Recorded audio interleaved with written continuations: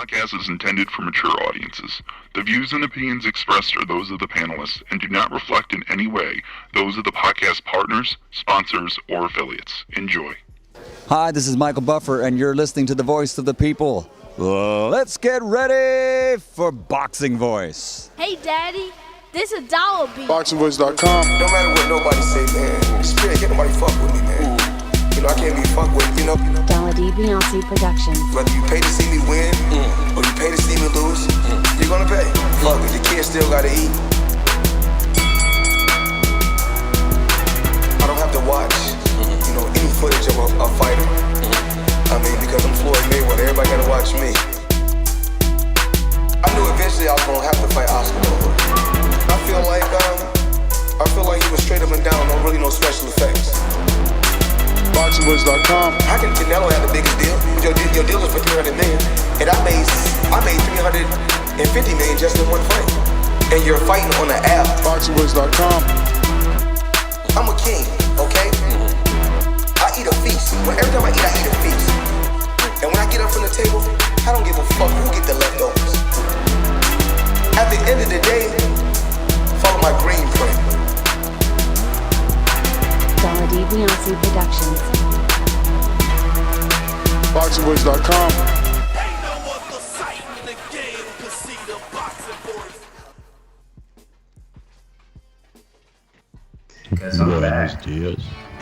Welcome back, welcome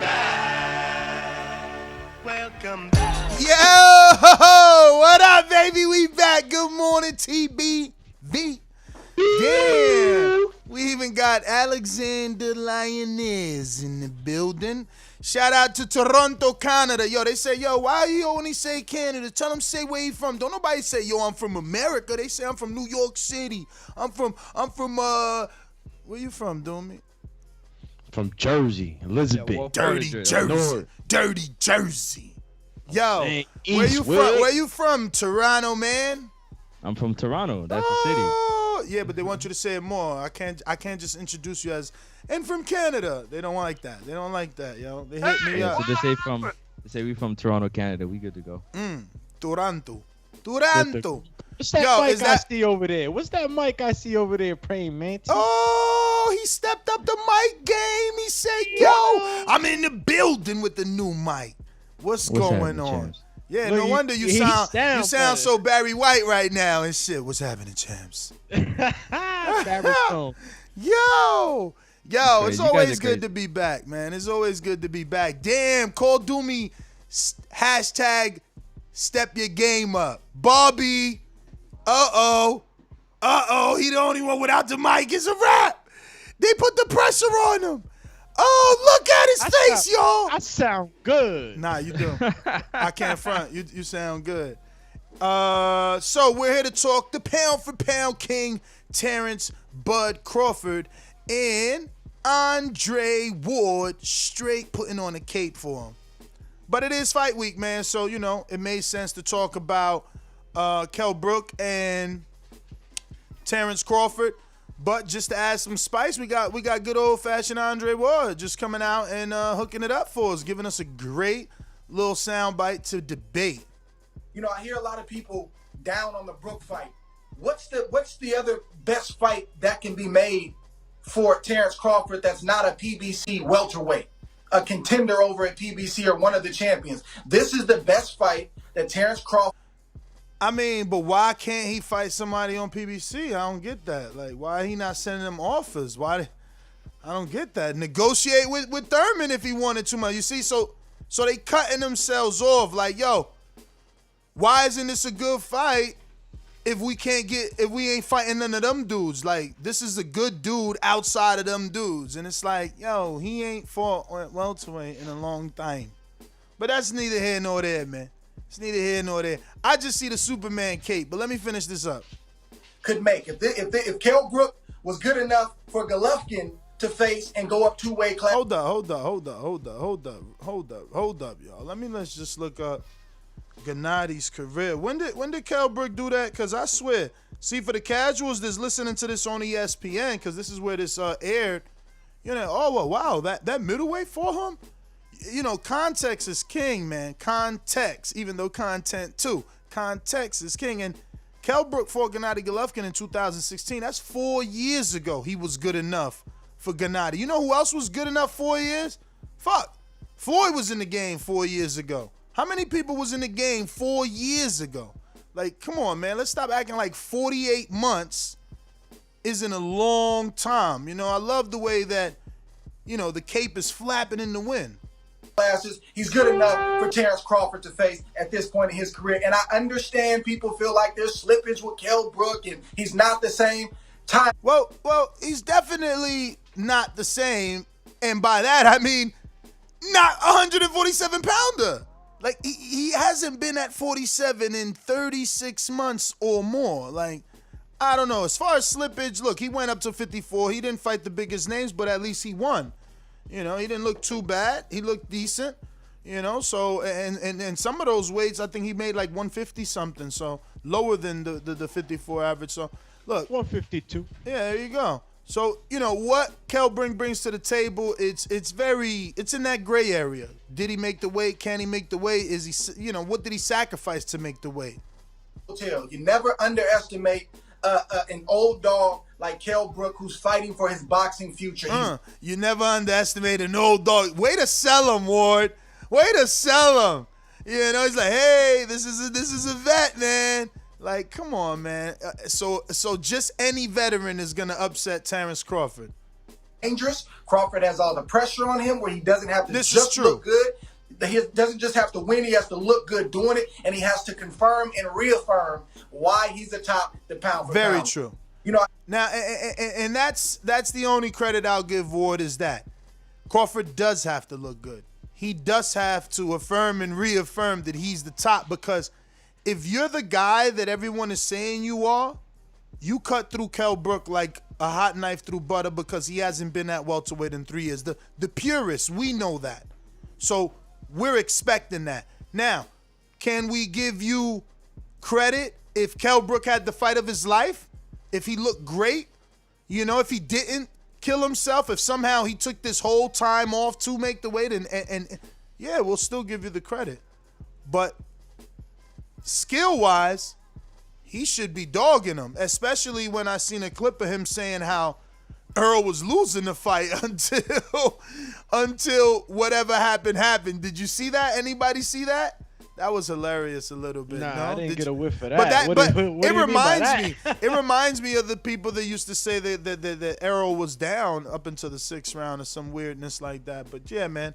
No, there's a lot of stuff. I mean, Crawford also said Earl should not be calling himself the big fish because he ain't fight the orca. Huh? The orca. What y'all know about the orca? Free Willy, champ. Yo! Free Willy. Yo, he said, how you the big orcas go fish, hard, dog? For real. He said you ain't faced the orca. Yo, Look, man. shout out to Carlito real quick from our community, Patreon status, and a 2-time TBV Fantasy Pick'em League winner. Prize. Yo, he's one of the first on the comment of Ward's post, like with the Superman coming out the mist with the cape. Yo, he killed him with the GIF. Yo, shout out to Carlito. And yo, he does yo, seem a Doomy. little Supermanish right now. Doomy, What's going what on, I- Champy? What I forgot to tell y'all is what they forgot to tell Crawford is orcas fight in a pack like wolves. They don't fight alone. But big fish comes alone. Just so you know, when you're in the ring, you're in there alone. Call him History Channel. What you know about that? Call him Nat Geo. Yo, That's he actually know my all favorite about channel for real, orcas. That's Huh? actually my favorite channel. Yo, so Crawford coming through like, ooh. No, that's the wrong noise. How you do it? That was my poor attempt at an orca. Yo, I thought it was more like a radar sound. Bro, orcas tenderize their meat. You know what I'm saying? They smack the seals all over the water, play with them, beat them up, and then they eat. Seals? They don't do that to killer whales, Earl Spence. Big fish, man. They tripping. He the shark, man. He the shark. He Know said what he I'm the saying? orca. He got him on that. Bro, but look, I mean, I don't know what was said right before that comment or those statements that Andre Ward had made. Sometimes it just gives me like I don't know, like not a bad look, but it just seems like he's selling for Top Rank, Yes. Trying to make sure that people understand that it's still a good fight, and you don't have to say certain things to tell us that it's gonna be a good fight. You know what I'm saying? You don't gotta say that it was good enough for Golovkin. Like you don't gotta say that, champ. It makes you look like a salesman. Yep. For Top Rank. And I know Andre knows boxing, man. And I know that Crawford, is the one that's to win in most people's minds. But I'm gonna say Kell Brook's gonna give him a fight. Does Crawford have the type of power, that Gennady Golovkin had to stop him, break face? Does he have the same type of power that Errol Spence had to break face? I don't think he has that type of power. You understand? Not to say that he can't knock Kell Brook out. I believe he could knock Kell Brook out. But then again, I start to think about how long we've been waiting for this fight, the opponents that Bobby, said that might be the ones to fight Crawford, and throughout it all, we always knew it was going to be Kell Brook. And Kell Brook's been training for a while, and even though Ness mentioned, an important fact of not being at that weight, since he fought Errol Spence, that's in 2017, so it's been a while since he's been at that weight, So that's definitely true. First off, I want to thank my man upstairs for another opportunity to be here with y'all. To talk some boxing. Second of all, Kell Brook, Andre Ward. When I seen this yesterday, I had to post it up in, in the pre-pro for y'all to see and for everybody to see. Like, this is what Andre Ward is out here talking about. He's out here pretty much doing what Teofimo Lopez is doing for Tyson Fury. He's putting on the cape and pretty much singing for him. You know what I mean? Pretty much fighting for him, to say the least. Mind you, they had that little sit down where Andre Ward is doing the interviews of top ranked fighters for ESPN. So he had a sit down with Terence Crawford, and obviously they see eye to eye on a lot of things, and you can tell by the way Andre Ward is speaking on the behalf of Terence Crawford. You know what I'm saying? So I think that's pretty massive for somebody like Ward, because Ward doesn't really speak up for anybody, so to speak. There's only a few fighters like a Shakur Stevenson, or or like a Terence Crawford that he'll go out on a limb and speak highly of and run down for. But listen, I told you guys about 2 months ago that Kell Brook has been in shape. He's been out there working. He told Terence that I got somebody for you at 135 in terms of Kid Galahad, or 130. Shakur can fight him. You know what I mean? So they've been training out there in Spain. He was sitting in the little go-kart. I'll find the video and send it to you. He's sitting in the little go-kart. He's like, hey, Terence, I'm coming for you. And guess what? I got somebody for your little buddy. We did a show on it. We did a show on it, but I'm just laughing at the fact that you riding with Galahad versus Shakur, man. Come on, man. No. Obviously, he's going to get stopped. I'm just saying that, but Kell's been in shape. He's been in he's a multi-millionaire, man. He going to do everything he can to make sure he make the weight. For him to miss the weight would be ridiculous. He has enough time. Yo. So this is going to be a good fight. Will he stand up to Terrence's skill level? That's a whole nother question in itself. Are we going to have a Gervonta Davis Gamboa situation? Did y'all see this Kell Brook video? El Chapo! Kell Chapo! Kell Chapo! War Chapo! You see him talking about El Chapo? Yeah. War Chapo, chill, He's getting another opportunity to be a two-time world champion. He gets a WBO and beating Terence Crawford. That's enough to get him up for the fight, man. Yo, is he repping Mexico? But yeah, because he's over there, Jorge Caputillo, getting ready. Oh, it's over. He got Jorge. He got Jorge in the corner. But listen, yo, everybody gets behind the comeback. This is a comeback story. So yeah, yo, you gonna look good losing weight. Losing weight ain't fighting. You ain't fight at this level in a long time. And the last time you fought at this level, you lost both times. So don't give me that shit. I don't care about you looking good. Fighters make weight. That's normal. Can you fight? Can you still fight? Got that heart rate. No, but Ness, you can't even say that though. You can't even say that though, because a lot of people. Turn up a little bit, cause your new mic is. Can you hear me now? Yeah. We still hear you. I just want to hear you a little bit louder. It would be. I think you would How about sound now? better a little bit louder. How about now? Yeah, I would go up more. All right, cool. You want to sound like Zordon. Like Zordon. Bro, but I mean, I'm talking about let's take it for what it is, though, right? Though, come on, Francis. The guy was looking good right now. Kell was looking good, jumping rope, striated. He looks full of energy. He's happy. Those are all positive notations, man, and it gets me more excited for the fight. Look, I never thought that Kell Brook was going to be an easy run for Crawford. I always just had in mind the opponents that Bobby had mentioned in the beginning, and obviously there was picks. There was other picks in there that we would rather have. Obviously, everybody has their own trajectories and their own path that they've been set, and this is the guy they chose. So seeing Kell Brook in shape, and even though that brings up that 3 year from him being 146 or 147, it gives me more confidence to see a good fight, and I think that if we have a healthy, I always said it, and we've had shows on this from the very beginning of the announcements of these opponents. We always said it. If we have a healthy Kell Brook, we're gonna get a damn good fight. We're going to get a damn good fight. And now he's the Terminator. You know what I'm saying? He got freaking a metal face. So, if he's healthy, plan on seeing a good fight. It's going to be a good fight. Kell Brook has never been one to shy away. Look, he stepped up to 2 monsters, and he's stepping up to the third. I mean, how's that going to look in Kell Brook's legacy? You know what I'm saying? He stepped up and he fought these guys, Golovkin, Earl, Terence Crawford. Guy's solid, man, and he's witty. And even though the odds are against him, a healthy Kell Brook will give you a good fight. Well, a lot of people feel like Terence Crawford is about to dog walk him. Can you hear me? He's gonna put him on the leash. Right? Can you hear me good? I hear you perfect. Okay. I just want to make sure I'm loud enough. But yeah. He want to make sure that, he's going to go in there and put him. But like I said, a lot of people feel like Kell Brook hasn't fought at welterweight in 2-3 years? Mm-hmm. Right? And he's in activity on top of it should add some type of rust to the whole equation. So how good is Kell Brook? That was a talk about a month ago. He fought a month February, and a half ago. Last fight it wasn't at 147 though. No, 152 is what he weighed in for that fight. So he was on his quote unquote way down, I guess, from the fights that he had with Rabachanka was 153 with Safara, and then he went 152. And then between then and the fight scheduling, he's had about 8 months, to maintain that discipline, so he doesn't blow up or get out of shape to the point where he's working more for weight loss than it is actual skill and strategy in the ring.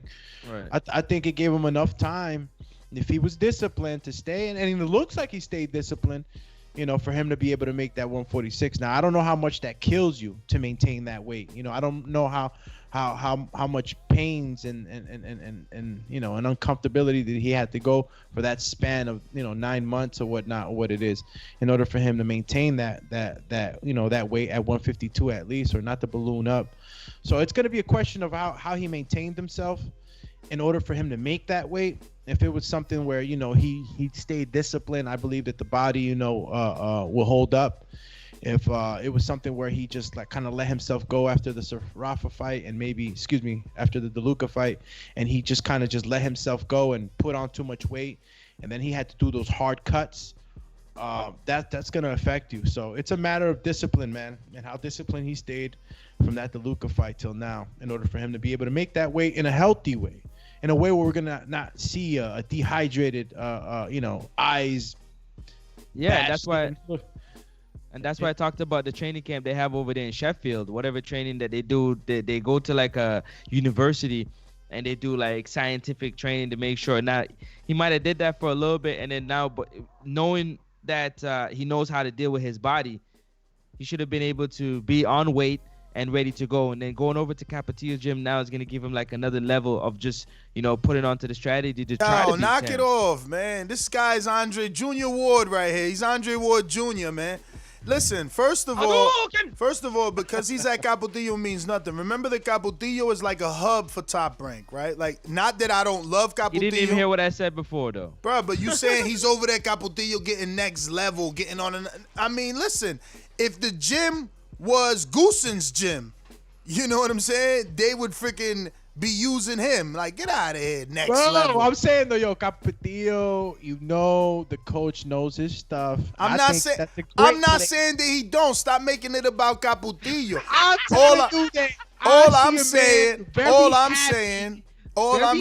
So is he the trainer now? Because that's what I want to hear. Is he the trainer? Because Ingle ain't in the corner. So who's the trainer? Because if Capotillo is the trainer, or is he getting some work with Capotillo? He's holding pads, or he's giving him some instruction here and there. Like you said, you know, fighters have great relationships with Capotillo. Shout out to Capotillo and the team. And you know, we've seen the likes of Andy swing by there in the meantime. We've seen a lot of fighters swing by there in the meantime. So it's swing by and get that work though. But that work is great there. So I'm glad he's there. That's good. But how much work are you getting? You swinging by for IG, or you getting that work? We're gonna have to reach out. You know what I mean? Gotta know. I know you listening, man. I mean, he been busy, but you listen often, man. What's up, man? Is you getting him that work, or y'all you know? Y'all doing pads Kell for Brook IG. got that heart monitor on. It looked like he's doing the right thing. Getting some work, yeah. Heart monitor. Quick though, yo, Super Chatty slipped us this morning. Miguel Robles says, "Good to have you guys back from Bakersfield, Cali." Shout out to you. Welcome back. Noah G. Dallas says Brook will look good first couple of rounds, but after 4th or 5th round, it's over. His long layoff will kick in. I won't give Bud credit for win. Ooh, all right. Hey, yo, has the Brook line changed? Let me see if the Brook line changed. Well, check that out while I read Coach Myers on the Super Chat. Says Virgil Ortiz is on Top Rank and number 4 on the WBO. Yes, Brook is the bigger name, but I wouldn't mind Crawford fighting Ortiz. Shit, neither would I, bro. Neither would I. I mean, you know, Virgil Ortiz is still, you know, I guess he's still earning his stripes as he goes, you know, and well earned. Obviously, he's fought some okay guys, I guess that represent maturity at his level. I think that'd be a great fight. Look, Virgil Ortiz is one of those fighters is very strong. All right, he's a very strong fighter, very aggressive, and very confident. So, yeah, you know, Virgil Ortiz is along the lines with all those other young guys that are coming up real fast. You know. The whole young team, the whole young squad, you know what I'm saying? The new age. Yeah, I would definitely like to see Virgil get in there, mix it up with Crawford. But yeah, I think that was it for the time being. Yo, shout out to Texas's own Eric SOG Cruz. Since we talking about SOG Ward, Eric SOG Cruz dropped a fire inspirational video on Patreon. In lead up to his fight with Ringwalk Danny, December 5th, Border Wars, Texas. It's going down. Doomy, did you watch it? Did you go through 3 miles? I'm getting excited just you saying it. No, bro, it's inspirational. You're going to want to do 3 miles like I did. Bro, yesterday I went in for my first day of Border Wars 10 training. You know, I made the announcement on the Border Wars chat. I want to fight for the Border Wars 10. I think it's going to be very, very huge. It's going to be the 10th one, sort of like a 10th anniversary type of thing. So I feel like I need to make it. And I started training yesterday. I had you know, some of the TBV fam on the IG live, you know what I'm saying? They was telling me to throw certain combinations. I'm going to start doing that, you know, every time I go live. Y'all throw combinations at me. 1, 2, 3, 4. I'll be throwing them. And get interactive, man. I just I gotta get back in shape, bro. We gotta get back in shape, bro. Yeah, man. I don't know, man. Your division is looking real youthful. You better be careful, man. Hey, man, look. I just want to feel great again, man. And it's so exciting. I'll come back. You know, it's exciting as hell when you're like getting ready for a fight. You know, it's just different. Like, you know, everybody that's joining in for Border Wars, even the veterans can still say this, right? But the new people, like, it's a different type of motivation when you join up. When you sign up and it's solidarity in that, it's already solid. Ooh, I mean, you get bubbles, man. You get the little butterflies every time you get up in the morning to go work out because you know you got a goal to accomplish and you got a matchup at the end. It's a different type of motivation. I'm excited. Yeah, man. We got some good, talented fighters this season. I tell you that. Yeah, the talent pool and the overall just the attention right now to Border Wars is it's beautiful. I think it's a great thing, and again, you know, this is all geared towards a better, healthy lifestyle and you know, helping out our TBV fam through the love of the sport of boxing to get in shape. And at the same time, kick some ass, you know what I'm saying, through the whole process, interviews, training, sparring, and the fight, you know. You're a winner. Yo, Regardless. speaking of, man, we received the Bravis equipment. I should take it out, right? So it could look Say better. word. Let me check that out. Damn. Got the Gold. I like the ear protectors. Yo, this I Got wonder. some cushion on that. I wonder. Damn, if I open it, okay. So I wonder if we. Not I wonder, but I'm thinking winners get this, right? The winners can probably get this because it's custom, like. Whoa. Got the Bravos. Yo, cheek protectors. Know what I'm saying? No poop bar. You know what I'm saying? No poop bar. You know? Yeah. We don't mess around with those Game of Thrones. Nah, but those are for professionals because as a pro, you don't want your nose broken sparring. You know, you're trying to get ready for $1 million fight. You know what I'm saying? So I get pros. But come on, dog. If you out here and you ain't no pro, come on, man, get your Bro, your that bar out headgear, the way. that Bravo's headgear has some real leather on the inside too, man. That's pretty sweet. That's a sweet setup, man. You don't see these all That's some real all white joints, all white with the inside red. Don't make me do the Tyson Fury. Don't do that. Don't make me do the Tyson Fury right now. Fire, yo. Don't bring the glove gate. Shit smell amazing. He said it smelled like a cow. Brothers, dare How's the fit? Dare to do more, huh, Doom? Dare to do more. Can you do more, Doomy? So Can you be so what great? you saying that's written on the glove? In the inside. I'm doing the Fury. I'm trying to open it up like Fury. Look. I can't. I'm not strong enough. I don't have big giant hands. Wait, here I go. Ooh, I opened it, yo. There you go. Oh. Yo, but right here it says dare to be great. I mean, dare to do more. That's fly. So whenever you So you got the red for the parry. So it's like parry.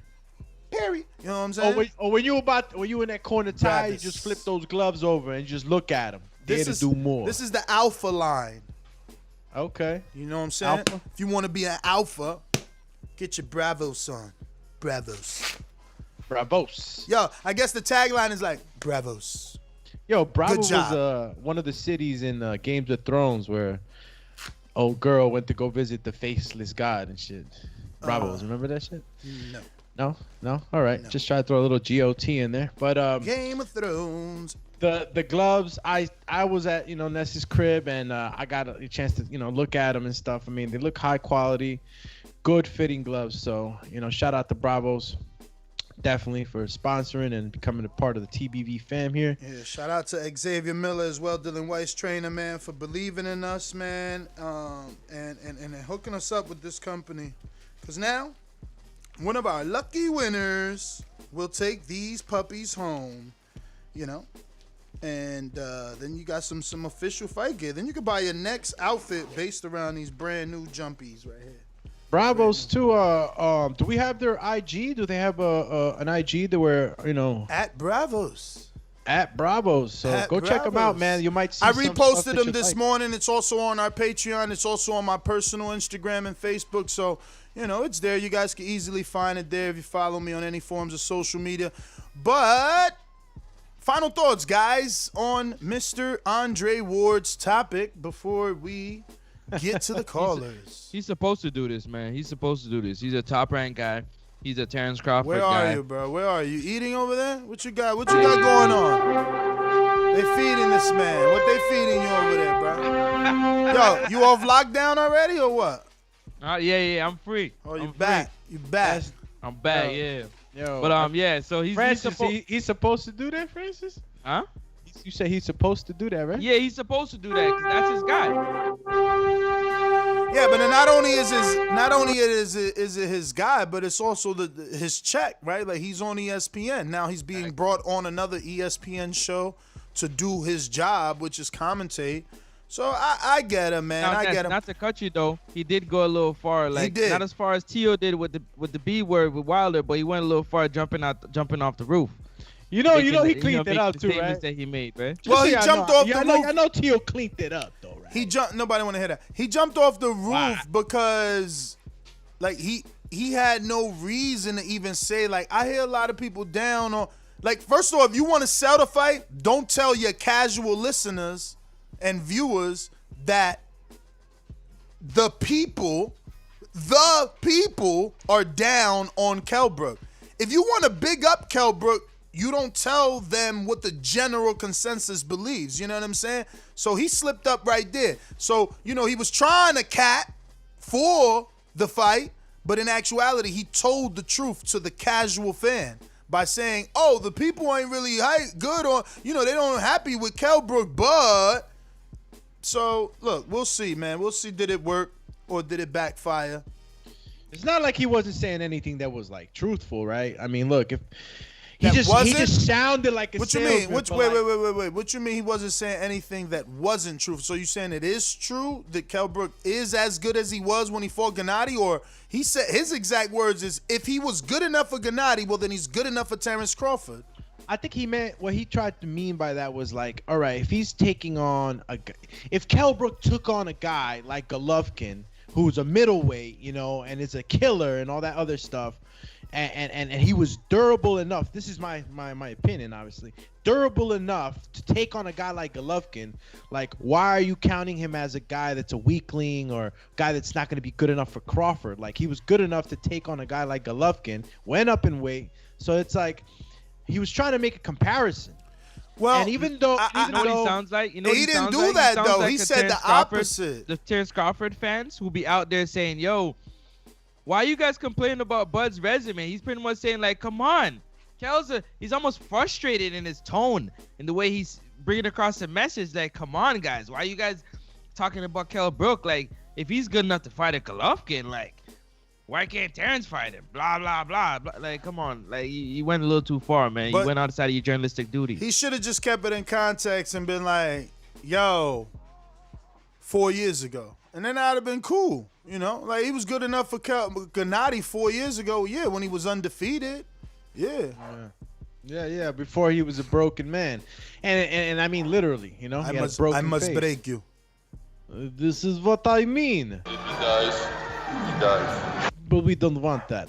I landed the chocolate brownie. That's what I don't like. believe What in do the people recipe expect no more. though? Chocolate brownies are bland. But my thing is, what do people expect? Like, how could you expect anything from Brook? Like his 3 big fights. He's 1 and 2 in big fights. He's 1 and 2. Well, we gotta understand though. When he said that if he was good enough for Golovkin, he's good enough for Terence. Like, Terence is not the big dude. You know what I'm saying? What do you So mean? it's like he's not the. When he was going up against Gennady, we all thought he was nuts. Yo, fam, why are you making now it a he's weight going thing? against. Huh? Why are you making it a weight thing? What you mean he's not a big dude? No, what I'm saying is that Terence Crawford ain't no giant like Golovkin in physicality. And then you take Errol Spence Jr., who came along and broke the man down too. We know that Earl is a hard-hitting dude, and he's known for that, for hard-hitting, and really, really mashing you up on the inside. And then I'm not saying that that Bud ain't the type of guy that can mash you up either, but he's not a power. Shahir Rabshanka. Oh, word, Rabashanka? You heard of that person? Yeah, that's the guy that he fought. Shahir Rabshanka. Before DeLuca, I think, or Safara. So yeah, man, Yo, the last names on his resume are beautiful. DeLuca Safara Rabachenka. Yo, you killed him with that one, yo. Look, man, he had Crazy. a chance to recover, and he's not the small man in this one, all right? What you're worried about is he getting killed to make that weight. That's where you're worried. You're worried in that. I ain't even aspect worried of about weight. that, man. This is Terence Crawford by decapitation, man. Terrence Whoa, is intelligent. whoa. See, I'm not saying this is a stoppage, bro. You're I'm crazy, saying this bro. might good. This might be a. Yo, listen to me. Listen to me. Every loss Kell Brook has, he has by knee, man. My man ain't built for this. He ain't built. He be like by this. He knee. be like this. Yo, save me. Save me. I'm pouring on my eye so you can save me. You know damn well if you pour on your eye, the ref gonna come to you, take you to the doctor, or your corner gonna be like, oh shit, he can't see, and grab that towel. I hope not. It's over. Throw in the damn towel. Listen, Crawford's so intelligent. Watch he be beating him to the body early. Southpaw stands too. Look, if he, this is the sad part, man. If my man Crawford goes ahead and he bashes his face in, and then the fight needs to be stopped because he's doing a little cat paw on his eye, he is gonna be looking bad for Crawford. I feel like my man Crawford never gets a clear win where it's like, yo, all the credit due.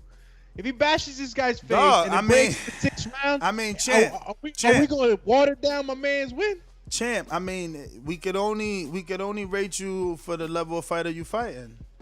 You know what I'm saying? Like, Kell Brook is. He should have said. Kell Brook is yet enough before the fight.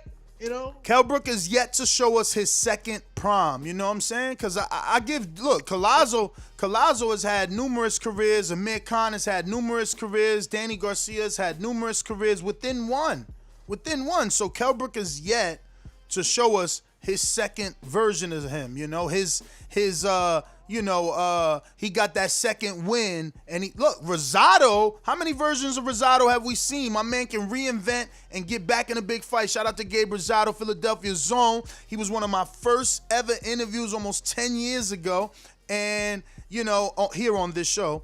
When I created it. And, he's back in a big fight with Daniel Jacobs. And that's what I mean. Like, can you reinvent yourself? Can you be another version of what we believed you were? Like, James Kirkland was never able to do that. He was never able to be as good as that first version of him with Ann Wolf.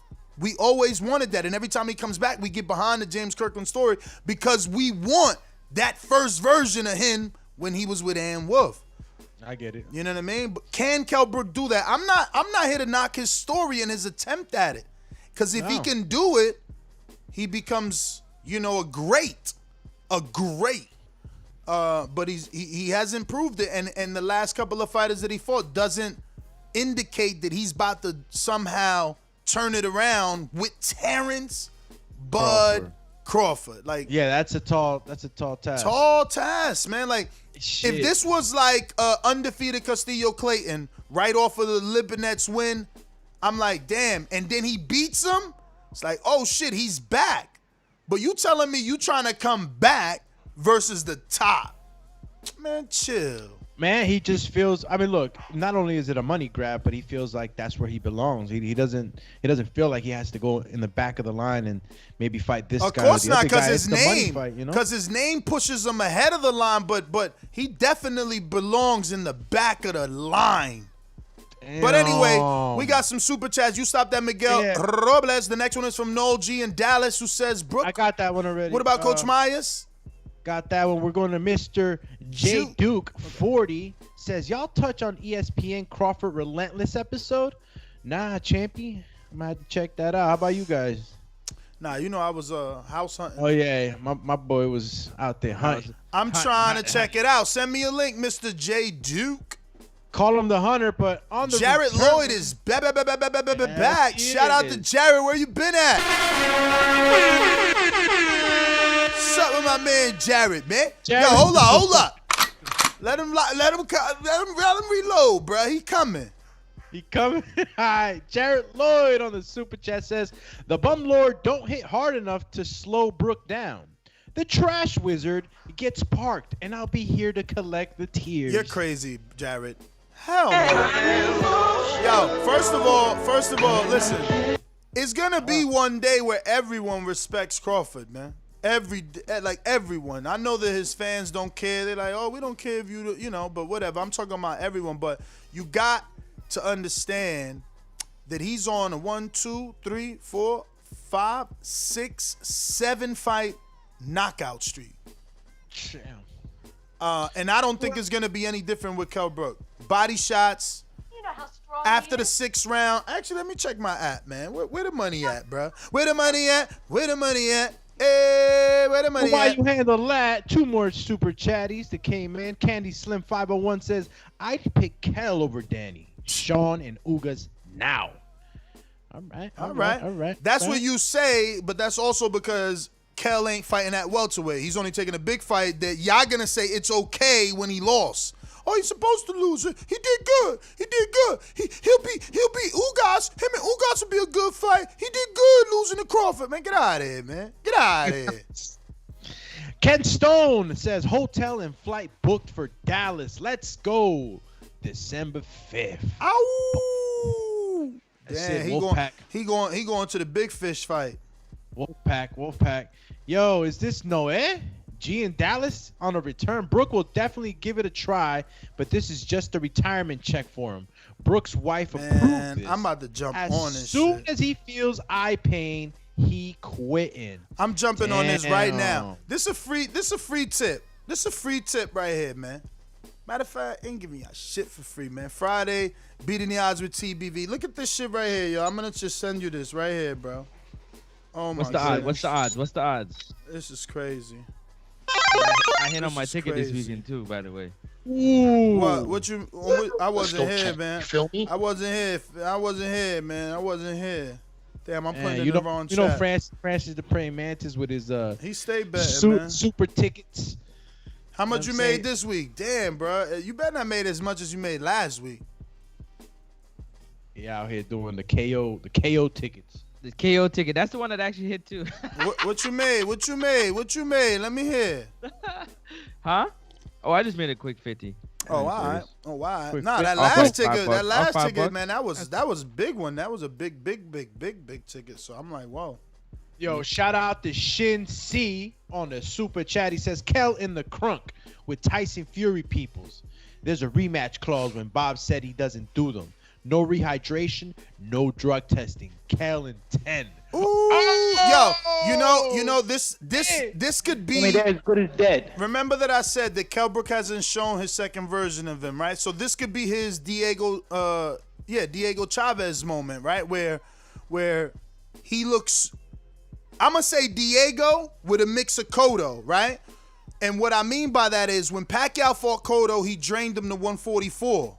You know what I'm saying? So when Earl fought, when Earl fought Brook, Brook drained to make the weight because he had just came off the Gennady fight. That's really context is that. He moved up to 60, tried to be great, got his face in audible broken, had to come down and defend to his mandatory. So he had no time for a tune-up to gradually go back down. Exactly. He had no time to... He did have a medical suspension though to add to more time, but he didn't have an opponent. But a medical suspension. Give it context. No, and good. But a knockout, we can see that with Dillian White, if your name is big, you can be out. You can only be out for 30 days. Where in America, it's 90 days if you get knocked out. That being said, only thing that matters is that Kell Brook had to fight Gennady, then Earl at 47. So, there are some that believe that this is giving Kell an opportunity to make the weight properly, and he'll be a good version of himself. Hence, Miguel Cotto, right? When Pacquiao fought Cotto, 144 drained. When Mayweather fought Cotto, he said, yo, I'm going to fight you at 54 where you ain't drained. I ain't going to do you like Pacquiao. And, Cotto did so well, he made Floyd bleed in that fight. And he thought he won. When the fight was over, he walked out the ring. But that we soon found out that was Cotto fashion. Every time he loses, he's running out the ring. But this could be Kell Brook's Miguel Cotto night, where it's like, yo, I had the right amount of time to make 47. This is what I really would look like. And Here we go. Still lose to the better man in Crawford, but look good because he was given the appropriate time. I'm not picking him. You know what I'm saying? I think he gets stopped by Crawford. I'm going to put you to sleep. Because he's going to be beating him and slowing him down to the body because we all know his whole camp was to make weight. So why not beat that body? I think he's already been on weight, and I disagree, man. I already think he's been on weight. He's been known that he was supposed to fight a few times. Remember, he's been chasing that whole American fight for a while. So, and then taking these fights in between, who you say nobody knows them. So if you add those things together, he's been in Spain for the longest time training. Been training even before what's his name left him. Ingle left him. They've been training, but not training for a fight. They've been training to stay in shape, to stay, you know what I mean, a year-round athlete. So the weight's not going to be a problem, man. It's whether or not he can skill for skill, stay with Terence Crawford. That's really the question for me. Yo, so who super chatted about the Relentless interview, Doomy, so we could give a second shout out? The Relentless interview. The Crawford Relentless episode? Yeah, that might have been Noed G, but I actually don't have it up anymore. I'll check it. Yep, that was Mr. J Duke 40. Shout out to Mr. J Duke 40. Shout out to the producer. Sent me the link. We will check it out. And for anybody that wants to check it out, you can check it out on Top Rank's YouTube channel. It's called Terence Crawford Relentless. Full episode. It's got 81,000 views, so come on, let's get that up there. Damn, Brook not gonna have that 10-pound IBF clause to worry about. He gonna be nice and, how you say? He's gonna be full. He's gonna be full, man. He's gonna be big. This is what I'm talking about. And he's never had a championship fight that he didn't have to make a 10-pound weight limit because he was the IBF champ. Just saying. That's. This fights, look, when the cards are stacked, in an even matter, it just makes you feel better about the fight, right? You start finding out these things, that nobody's trying to, weight drain anybody, and these are the fights that end up being those good fights, man. You got healthy fighters stepping in the ring, and that's gonna give you a great fight. I'm excited. I'm getting excited. I'm getting more excited for it.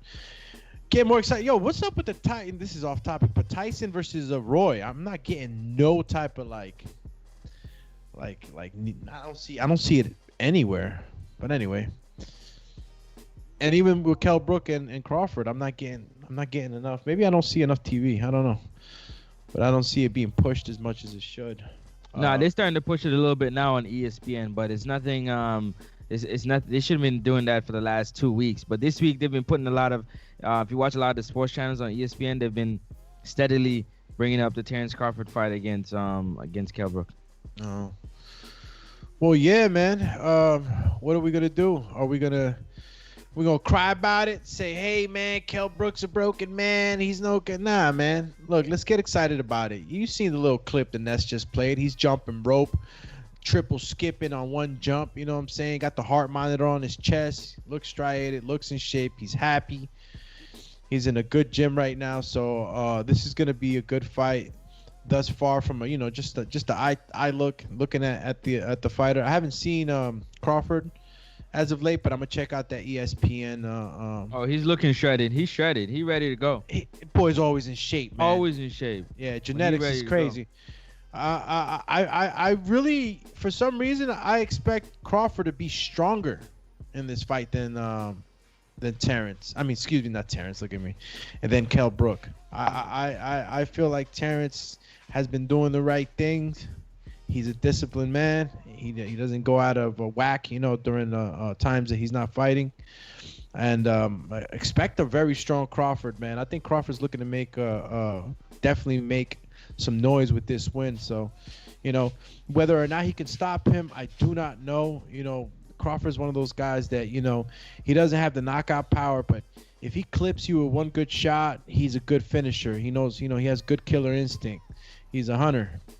He won't mess it up. So it's possible. It's possible. It's very possible. And if he comes in real strong, and he's doing, he's doing the right things thus far right now, with strength. As far as strength, he won't have to worry about Kell Brook, being the bigger guy or whatnot, and the whole 10-pound clause thing, because obviously, he has fought heavier, so Kell Brook can easily, be a stronger fighter on that day. But if they did the right things with Crawford, I think that Crawford will actually be the stronger fighter, just because the weight is easier for him to make and maintain.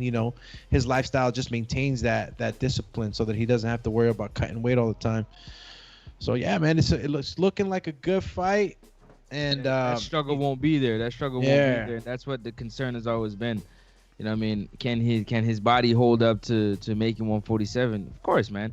Right now, what we talking about, what I want to know personally, I don't know about nobody's. What I want to know personally is whether or not the size, the punching power of Kell Brook, can that cause Terence Crawford to box instead of walking down Kell Brook? That's all I want to know. Because Terence Crawford, with the dog in him, he has the ability at times, more time than not, he just starts to walk his opponent down. And that's what Ness say, hit him to the body and eventually get in the stoppage, whether it's to the body or to the head. And if he feels like Brook isn't hurting him, or Brook can't do anything to slow down what he's doing, he's definitely going to try and walk his ass down and stop him. Why would he not? Yo, let me just get the Candy Slim super chat real quick. I don't know if he made a mistake with the numbers, but Candy Slim 501 says, Bud deadlifts 500 pounds in relentlessness. That's pretty damn good for 146 Ain't that what Mario does? Yeah, I think Mario does do that. Damn. See, that's where's strength, Mario man. when you need him, right? Yeah, right. This is your cup of tea, yeah, Marioski. Where the hell is the freaking mushroom when you need it, right? Where is it at? Power up. Get out of bed. Yeah, that was the last super chatty for now. So callers? Yeah, I think we're going to callers. Yeah, let's go to the callers. Hold on. Public service announcement. Hold on, public service. Okay, go final thought. My final stake on this is just look. I didn't need to hear it, but I get it, Dre. He was trying to make a point. You know what I'm saying? But looking at things right now and the way they're looking, you got healthy fighters, you got strong fighters. Let's go. I'm excited for the fight. Kell Brook was good enough for Golovkin. He was good enough for Porter. He was good enough for he's seen a lot of the top guys. So let's give Kell Brook his chance. If all the cards on his table are lined up the way they should have been, and he didn't have to be weight drained or worry about this or that, the other, then shit, man, let's get it. Alrighty then. You were going to say public service announcement. Absolutely. Public service announcement. Public service. You already know what it is. Public service announcement. This is TBV right here with you, and we thank you very much for joining us wherever you're watching us from around the world. There's over 370 of us right now watching and listening. I need you to do me a favor. Do us a favor. Do yourself a favor. Smash that like button. Smash the subscribe button. It don't cost you nothing. All you got to do is just click it. It helps with the visibility and the growth. We're trying to get to 117,000, and we need you to help us to get there. We do it together. Also, you got Border Wars 9, December 5th in Dallas, Texas. We got a full fight card. It's going to be lit. Fire, fire, fire, fire emojis. I gotta keep going. I'm just going to tell you. I'm going to run down the list of fighters in a few minutes. You keep it locked for that and all the sponsors. But first, we're going to go through. We got the boss man is doing something else. So, in the meantime, you know what? We're going to run through all the fighters right now. Do me, you ready? You want to help me? First, the main event. The main event, we got Rel versus Marvin. Ooh, hell Rel. Fire Flame versus the Tank. That's gonna be a good one. That's a championship belt fight right there too. That's a two belt fight. Marvin is the WBC and the IBF champion. Yeah. If I'm not mistaken, and Rel is stepping up after fighting at heavyweight against Morocco Joe and getting a victory. He's coming down in weight, taking on the champion, getting a shot at the two belts.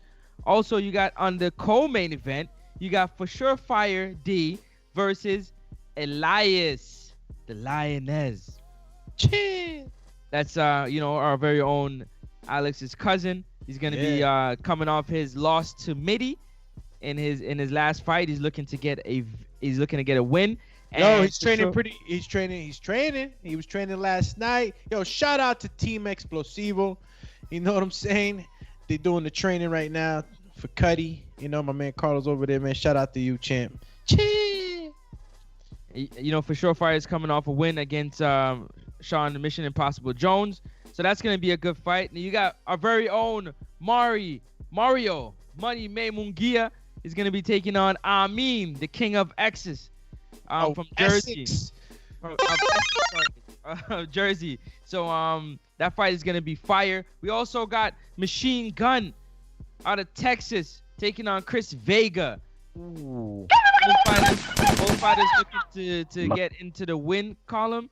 So I'm looking forward to that fight. Then you got the one we are just talking about, SOG. We're not talking about Andre Ward, but we are talking about our very own Eric Cruz is going to be taking on Ring Walk Danny. That is going to be a much anticipated fight. You don't want to miss that. If you haven't signed up for Patreon, please do yourself a favor and go ahead and do that so you don't miss none of these fights. Also, you got in the heavyweight division. Big Supermax is making his return to the ring, taking on the first time joining Border Wars. Smoke him out. Jay is going to be in the ring against Big Supermax. Supermax is going to be looking to get a win.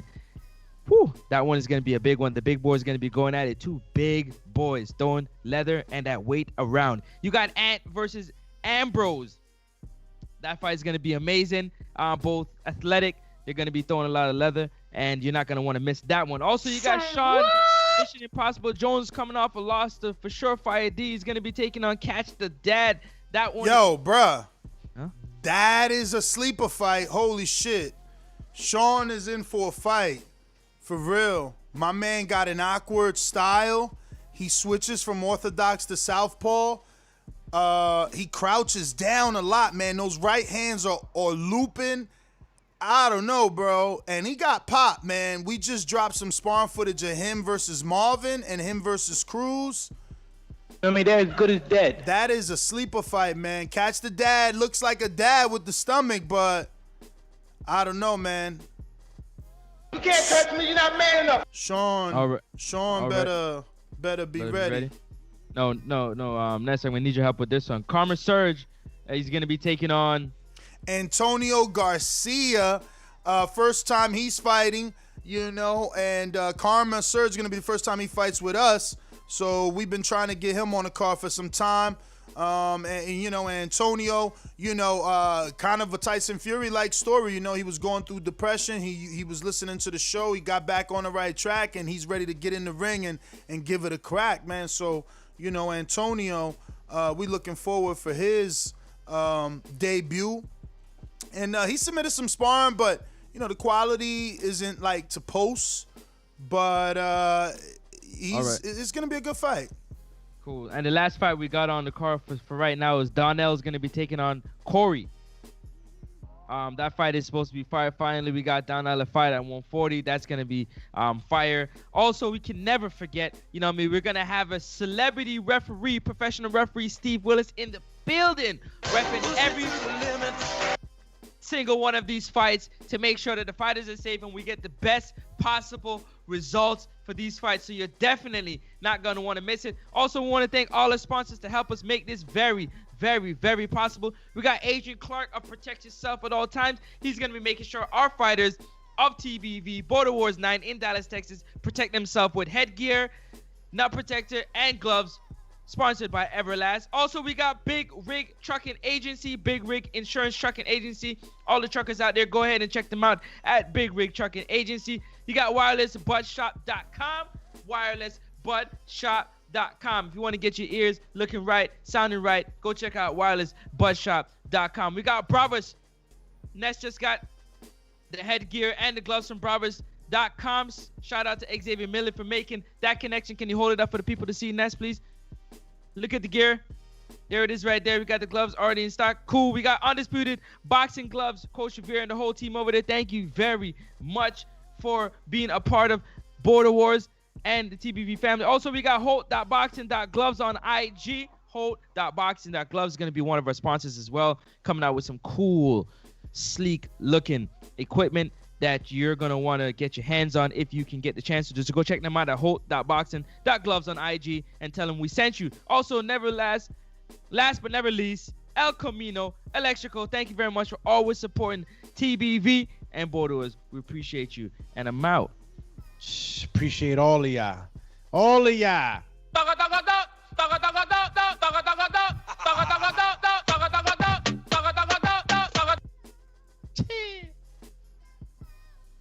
Yo, let's go out to these callers. We're going out to the phone lines. But first,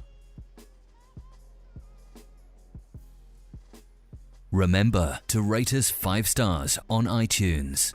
These calls are brought to you by El Camino Electrical Services, experts in electric vehicle charging stations. For consultations and turnkey installation, visit us at elcaminoelectricalservices.com. all right, we're going out to Adrian in Wisconsin. What's up? How was the fight, champ?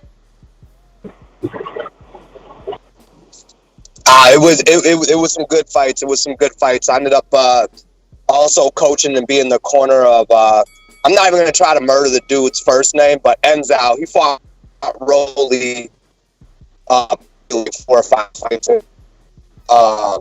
But that dude don't speak any English really. He only speaks French, so it's kind of tough. Can y'all hear me? Yes. Okay. All right. Yeah, Mo, the fights were good. My guy, he put up a decent fight against Dylan. He got a knockdown that they called a slip, but Dylan stopped him in like the second or third round. My guy had 10 days for the fight. He just didn't keep his hands up enough, but he got stopped on his feet. They just waved it off. But you know what it was, man. It was like A side versus B side. Same thing with Enzo. They only had it a 4-round fight. He definitely. If it would have been 6 rounds, he would have killed that kid from Philly. I can't remember the kid's name. He sold a lot of tickets, though, like 400 tickets at the gate or something like that. Something ridiculous. But they said that, but it didn't look like there were 400 people in there. But, yeah, they were good. They were good. As far as Kell Brook, Terence Crawford, I think it's going to be a good fight. But I don't think that Kell Brook is going to beat Terence Crawford, but I think that he'll probably give him a tougher test than most, at least better than Cav Velasquez. And then I had one question for y'all. This Dominican Republic border wars, when are y'all talking about doing this? Because I need to get on that, but, I got to save up to do a trip like that. We're planning for the 28th to the 31st, something like that. That Monday, like, either Thursday to Sunday or Thursday to Monday. 28th, sometime around. What month, though? May or June. It depends on what works for the team and the card. So you just got to stay in the loop. If you're interested, you got your foot in the door. That's all that matters. We're gonna make it work. For yeah. Okay. Cool. All right, Bobby. I'll be. All right. That's what's up. Cause man, I'm definitely making that next one. But man, thanks for the call. Keep on doing what y'all do. For sure. Yeah, I mean, look, we don't try to be bougie about the stupendous the iPhone and thing. It's just that way. Like I've tried. We actually created a WhatsApp group once, and people was like, nah, they ain't want to fuck with it. You know what I'm saying? But if you stay in the loop, you kind of make those decisions. You know what I mean? Because we gonna text in that Border Wars chat like, yo, so what's up? We really doing this? All right, well, this works. Oh, look at this hotel. You get all that first, then it gets regurgitated here on the show. So if you truly Border Wars, you got to get up in there. And I'm not forcing you to do anything at all. But that's where the information is consistently. It's a Border Wars chat. Well, we have a super chat from Jarrett Lloyd. The Crawford Destroyer. Brook will avenge the pedestrians that the bumlord beat on. The 14th is the new garbage day, and Brook is taking out the trash. Your bumlord and savior will get parked like an old station wagon. I can't believe he's taking it that far. I always thought, he was being funny. I didn't know he's picking against him. Wow. That's crazy. Look. What are we to say to the people that are picking Kell, right? Like for a possible win. Like what are we to say? I got it. Wait a minute. Me. So you don't think anybody out there is gonna maybe place? Wait a minute. I got it. Hold on. Here it goes. Wishing on a star. No matter where you are. That is what. Right, you're definitely an alto. Go to the other side. That is what we tell. That is what we tell Kell Brook fans that are picking Kell Brook. You're wishing on a star, champs. You're wishing. You're not on a star. soprano, Christopher. That's what you gotta tell them. But let's go out to these phone calls, gentlemen. It's time to go out to. Yeah, let's hear what the people gotta say. The people's voice. The Natty. Hey, whole nother time zone. Jumped up for back what I'm mind on. Can't play when you here, get your life stole. If you bring it here, then the price grow. Folks jabbing and punching the line long. I drop a pigeon, let 9 go. We slap with the fake glass and white go. This only happens in Ohio. It sounds like this belong in a little ATL strip club. Bro, you put that song on, I'm wilding. I'm with the goons. Like. Yo, what up? Y'all hear me? We hear you. Y'all hear me? We hear you. Yeah. I was saying it's still this Saturday. Sean McCall King is back. Goodness gracious. That's my call. I ain't hearing what he said. I don't know. But let's see. Six. He said what? Crawford at 6. Oh, that's what he said. Crawford and 6. We got Coach J-Mac. Oh, I forgot he has an intro. My bad. Back attack. You know how these bitches is in the sport. Total disrespect. Kid has no class, no style at all. I'm a gorilla, I'm a dog. I'm a dog, I'm a gorilla. The smartest thing you can do is to stay away from Terrence. It can't be the boogeyman if I'm chasing him. You want to bet? You bet 100,000 on that. Let's bet $1 million. Easy. Let's bet $1 million. Yo, good morning. Buenos hey, Ness. dias. Add 2 counter punches to my call, so that makes me 3 minutes. All right. Speaking of wilding, do me. You are wilding. You just said you don't watch enough TV, but then you say you haven't seen enough promotion. I don't know if you have ESPN at your house. They've been showing all his fights. They've been giving you a breakdown leading up to it, a nice little build-up, a nice little COVID build-up, whatever you want to call it, but it is on TV, and they are advertising the fight. The network. The network. I met with okay. on the outside. All right. Yeah. I got you. But speaking of, we're on a show right now, and we're breaking down an analyst, a journalist, or whatever you want to call Andre Wall, who works for ESPN. Clearly has a bias with Terence Crawford, but it all makes sense. So he's supposed to say the things out there, whether you agree with what he said, whether it was 4 years ago, or what have you, and all that stuff like that. And then he doing his job. And we hold you to every little thing you say on this show. You would be a mindless boxer, and I'm not going to say your name, and you know who I'm talking to. Okay, a boxing fan. I mean, you'd be a mindless boxing fan, because if I hold you to what you said 2 weeks ago about a fighter like Dervinchenko, who have 2 losses against Triple G and Errol, and we can bring him up and make him a worthy opponent for Charlo, but the same guy who got 2 losses against the top guys in Triple G and Errol, we can't make him up, and we got to break him down and say he's not a worthy opponent. Okay, next thing. Hey, hold on. Hey, and then on the show, going into the fight, why aren't we talking about the relentless interview? Why are we not talking about how confident Kell Brook is? Kell Brook said he had all the time in the world to make the weight, so we should not be going back and forth saying he's weight drained. He said with the COVID, it helped him make the weight and what have you, and he get to rehydrate back to 170-something pounds, which he will be come fight night. Not on fight breakdown. I got Buzz stopping him only because he is on that track of stopping people. Plus, he set his shit up. He know how to make adjustments. He's going to pick his shots. I will have him the stronger fighter in the ring because Kell Brook is a 6-round fighter. He depends on his athleticism. He does not have great balance moving back. And his balance moving forward is mediocre. He jumps off and punches when he throws his punches, so he's off balance. So Bud will time him. Bud will set it up. Mentally, Kell Brook will get tired, and that's when he'll come to his demise. Like Ness pointed out, he'll start patting at the eye he'll start looking for a way out. But once he start backing up, he will be in retreat mode, and Bud will stop him. That's my call. J-Mac with the J-Mac Stradamus. So the only issue I had when he compared Kell Brook, damn, who he compared Kell Brook to? Dervianchenko? That was a bollocks, a load of. Where's my Eddie soundbite? Let me get that. Let me get that one it. was terrible. Hold on. First of all, sitting in your mum's spare rooms, just tickling your bollocks. Man, that's a whack Eddie one. What's a load of bollocks? That was a load of bollocks.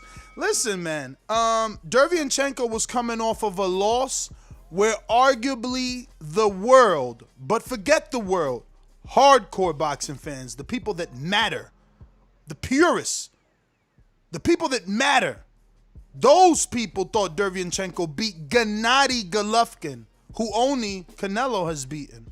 So that's why that fight was good enough for Charlo. So you sitting here saying that we shouldn't be breaking Kell Brook down, but you trying to, sneak diss Charlo.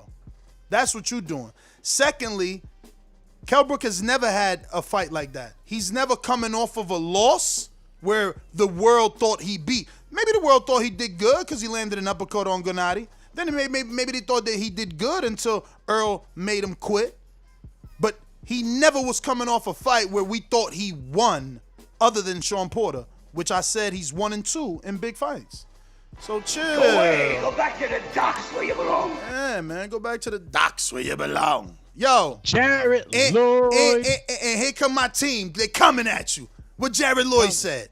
They coming. Jared Lloyd on the return. He says, Jay McDonald's is talking crazy. Those radio waves from the Obama phone got your mans talking nonsense. I mean, I guess I gotta agree with him because that comparison was nonsense, man. That's not a real comparison. But we going out to Coach Myers. What up, Coach Myers? Talk to us. Michael Myers. He's busy coaching. We're going out to my friend in Seattle, Washington. Mr. PBC, baby. BoxingWorks.com. I'm the flyest. Canelo talking about he believe he can win. Go to my kitchen. Get the sharpest knife and cut the bullshit out. I don't care what you do good. I do every fucking thing great. Mr. PBC, baby. Yo, what's up, Ness? What's up, Mario? What's up, Francis? How you guys doing today? Doomy, play that soundbite, Doomy. Play that soundbite. Mario. Yeah, play that soundbite. Play that soundbite, Doomy. What's up, Doomy? Man, I got TVV in my cup, man. What's good? To the Crawford people and stuff like that, I'm glad that they convinced Bob Crawford to let Crawford go to PBC. But I still got Kell Brook for some reason. I don't know why. I've been learning a lot that you can't just count people out.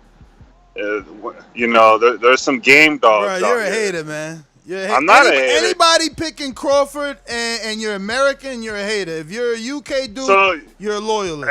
If I'm picking Crawford, I'm a hater. I said I'll pick Kell Brook. I meant Kell Brook. If you're picking Kell Brook. Yeah. Any American picking Kell Brook is a hater. I don't think he's a pushover. That's all. And I haven't seen Crawford do anything. That's all. In 147. That's all. I've been saying that, but like I've been saying. Cut it. All right, Chad. Cut it. All right. Cut it. All right. Hey, yo, can we write this down? Where is Mitty when you need him? Where's our scribe? Yo, we need this written down, man. This is crazy right now. People going on a limb. Jared Lloyd, I was with him all these years. All these months, but now you're talking. Write down the names of the people who jumping out the bridge. Yes, whoever's picking Brook, because they just say things, then they come back and flip flop like, yeah, man, I knew Crawford was gonna dust this guy off, man. Yeah, all right, we starting with Jared Lloyd. That's the first one. That's Jared Lloyd. He's the king picker. He picked him. All right. He started it off. He made everybody else confident to come out the woodworks and say it. Then Mr. PBC, aka Dom, you can win by a race. No, you can win by a mile or an inch. A win is a win. You know what I mean? It's my Toretto soundbite right there. You know what I'm saying? Dom from Toretto, nah? Y'all ain't get the correlation? All right, whatever, yo. Whatever. Toretto fan. Anybody else picking Kell Brook, a.k.a. Chocolate Brownies, a.k.a. I'm back. Champ is the new name. Kell Chapo. So what I'm gonna do? I'm gonna make Kell it Kell Brook pick. Chapo.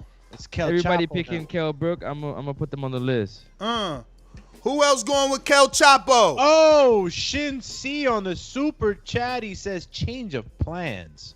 Kell Brook by split decision. Oh, you better go split. At least that's kind of like maybe, you know. Yo, what up? Block talkie up or down? It's down like a bad habit. Uh-oh. Here we go. Was that I think we can get it back. Yeah, that was Chin C doing the Get split it back. decision. Get it back. Let me go out to Greatness in Harlem. What up? Damn. Yo, how you living though? Where you at though? Living great, man. How we living? Oh man, happy to hear Bless. from you, brother. Happy to hear from you. It's been a minute, man. It's like That's a fact. every now and then we get to talk to you. Nah. Actually, man, definitely been striving for greatness. You dig what I'm saying? Been preparing for Border Wars 10, really, and amongst other things. You know, still holding it down. But as far as for y'all, man, I thought you was out buying a house, Ness. That's why but I see like you made a trip and all that. You know, glad y'all made it back safe and all that for sure. But yo, man, for the topic, man, I'm leaning towards Crawford. You know, definitely I expect Brook to make it a tough fight as much as possible. You know, I don't know how much his eye is going to be a problem. He said that it's not going to be a problem, so we going to look forward to a good fight, man. That's my call. Cheer. Greatness. Thank you for calling. Shout out to Greatness, man. Yeah, man. Yeah. Let's see. We got ourselves Oklahoma's own Izzy. What up? Is it DJ Sponge. Izzy, what up? Good morning, fellas. Good morning. Funny, a guy named Mr. PBC says, for some reason, I'm picking Kell Brook. The irony there. Wow, that's strange. I got Terence in a.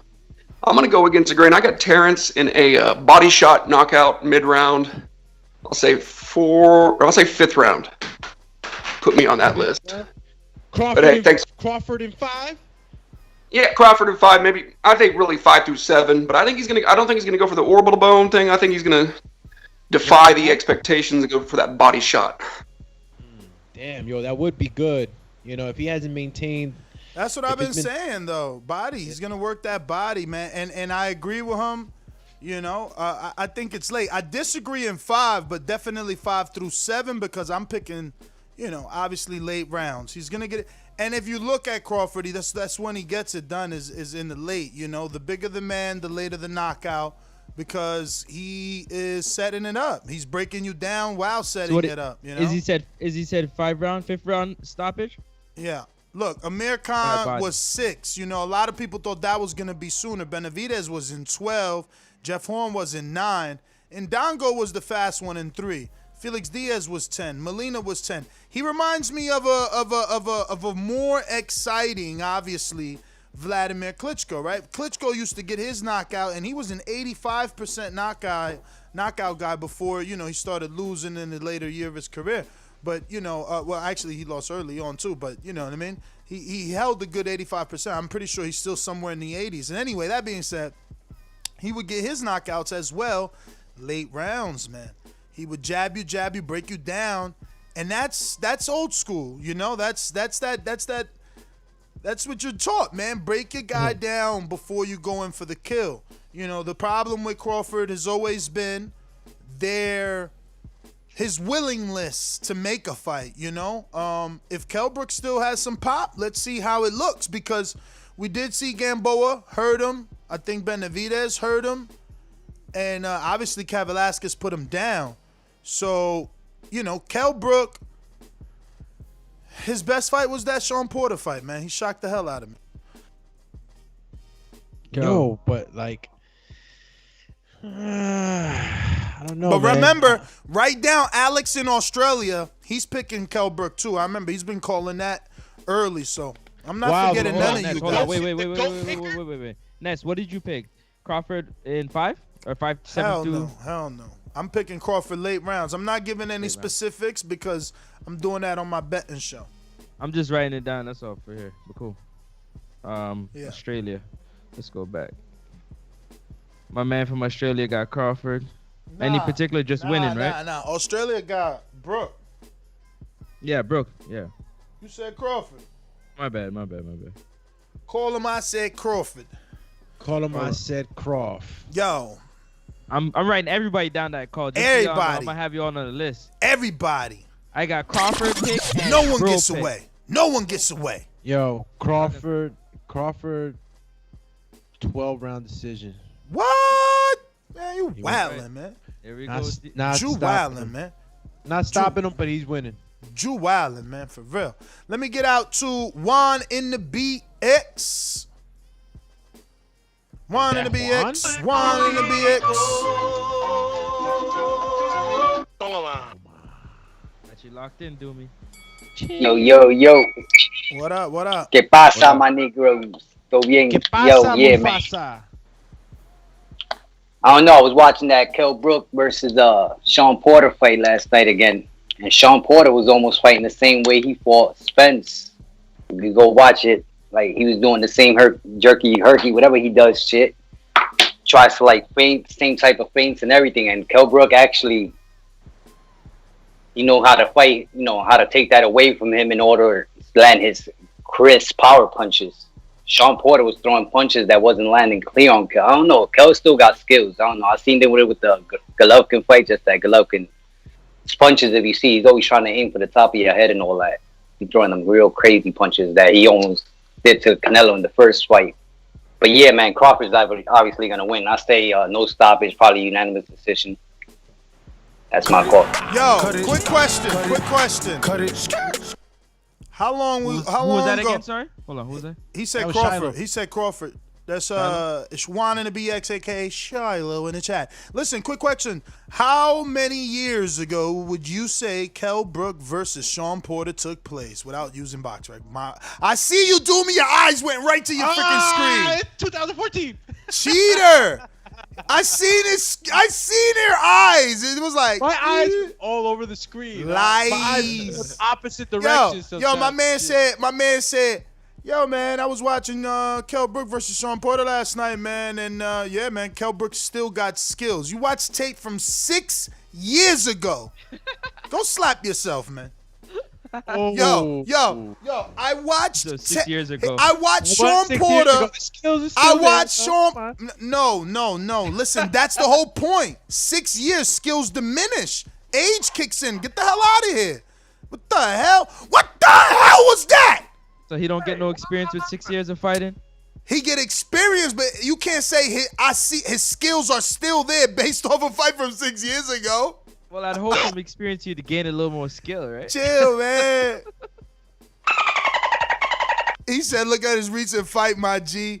That ain't even a super chat, and I'm letting you say that. Why? Because you still tripping. Rabchenko, DeLuca, or Zafara? Which one of those freaking... Yo, listen to those names, man. Well, oh, my real God. quick. Don't be ridiculous. Jarrett Lloyd on the return. He says, back. if a one-legged pirate and the green beans can hurt the trash wizard, then you already know Brook about to sun him. Yeah, right, but Brook ain't gonna be 100%. Y'all tripping. He ain't been 100% since 6 years ago. That's his biggest win and only win. Remember that every other time he stepped up, he got kneed. He went to the one knee. He got paw face. There, he had the little cat paw. He was looking for some catnip to go night-night. Ken Stone on the super chat says, rewatch Tank and Bud's fights against Gamboa. Haney took way less damage and boxed a masterclass. People critiquing can't see the sweet science. Chill, Chizzy. Yeah. Yo, Haney fought a 39 or 40-year-old virgin. Like, you can't like compare that Gamboa to Crawford's Gamboa or even Tank's Gamboa, because Tank's Gamboa was also last year. Like, Haney's getting Gamboa. But he fight the same way though. Hold on, Toby. Listen. But he fight the same way though. I was watching all 3 fights. Gamboa fighting them the same way. And that's fine. That's fine. Listen, the thing here is that we got to understand that Haney is our generation's Mayweather if he can do it. If he can do it. He's not going to give you a bunch of big knockouts because he's a boxer first. Sweet science first. If it's there, it'll probably come. But he's going to outbox the T.O.s and the Ryans. He's not going to knock them out if he does win, you know? He's gonna put on a masterclass boxing performance. That's what I mean. That's what it looks like based off of how he fights. One would assume that. Yeah, because I felt like, not to get on this whole thing, but he felt like he was frustrating Gamboa a lot. But let's move on. We got any super chats? No soupies? Let's see. I don't know. Ken Stone said, rewatch Tank and Bud's fight against Gamboa. Haney. He said that. So, you said that? He said that. That's what got us on the Haney's topic. Oh, okay, cool. All right, let's go out to Keem in Florida. What up? There's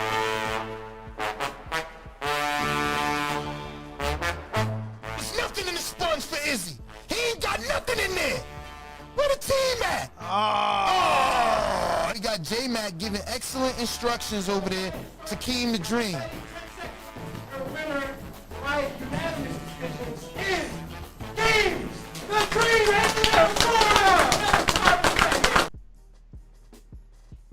Oh, shit, he working.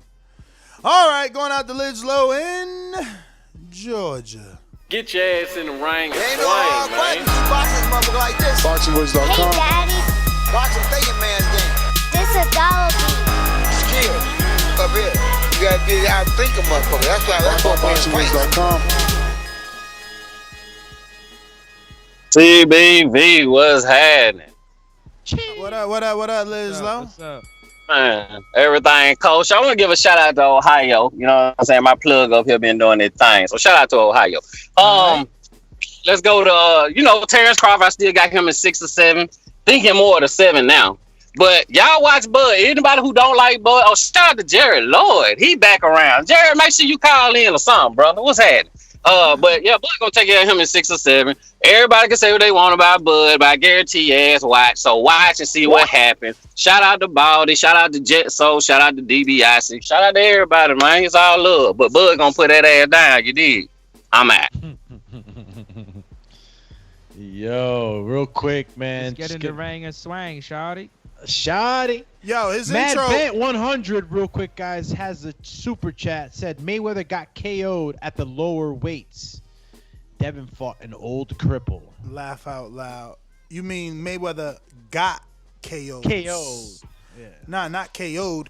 He used to get knockouts is what he meant. But yo, Liz Low intro said it the best, especially in defense of Haney.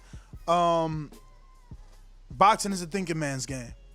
And Haney had a real good relationship with Floyd Sr., coming up as a very young guy, man. Those videos are out there. You can see that, 12, 13, 14, 15, and so on, man. All in that Mayweather gym. He shows you. He posts the side-by-side pictures of him and Mayweather, in fighter stance. Why? Because he believes he's this version of Floyd, and he's going to win by thinking and outboxing you. If the knockout comes, it comes. Yo, I was gonna try and put this on as like a promo, like boom, I'm wearing it. Let's go, Let's do it. Come on. But then I'll dirty it though, like in the sense. Nah, you won't. You'll be fine. I mean, in the sense that whoever gets it won't be able to be the first head in there. No, the Dominican Nightmare put it on first. The champ put it on for you. Got my sweat. No, I can't give it away. If I put it on, it has my sweat. I can't give it away. Now it automatically becomes a memorabilia item. Dominican Nightmare Waters. Are you kidding me? Yo, he's the greatest heavyweight of Border Wars all time is the Dominican Nightmare. So if he puts this on, this just increases in value. I'm telling you. It goes I mean, up just a look notch. at Bravos. Bravos. I like the cool, the. Yo, what is why this reminds me of Thundercats right there. Yo, I was getting ready to say that. Thundercats. Whoa! Yeah, when you put that on, you're gonna turn into Lino. All right, champion. Nah, you're gonna turn into Snarf. Yo, remember Y'all niggas old as hell, yo. Yo!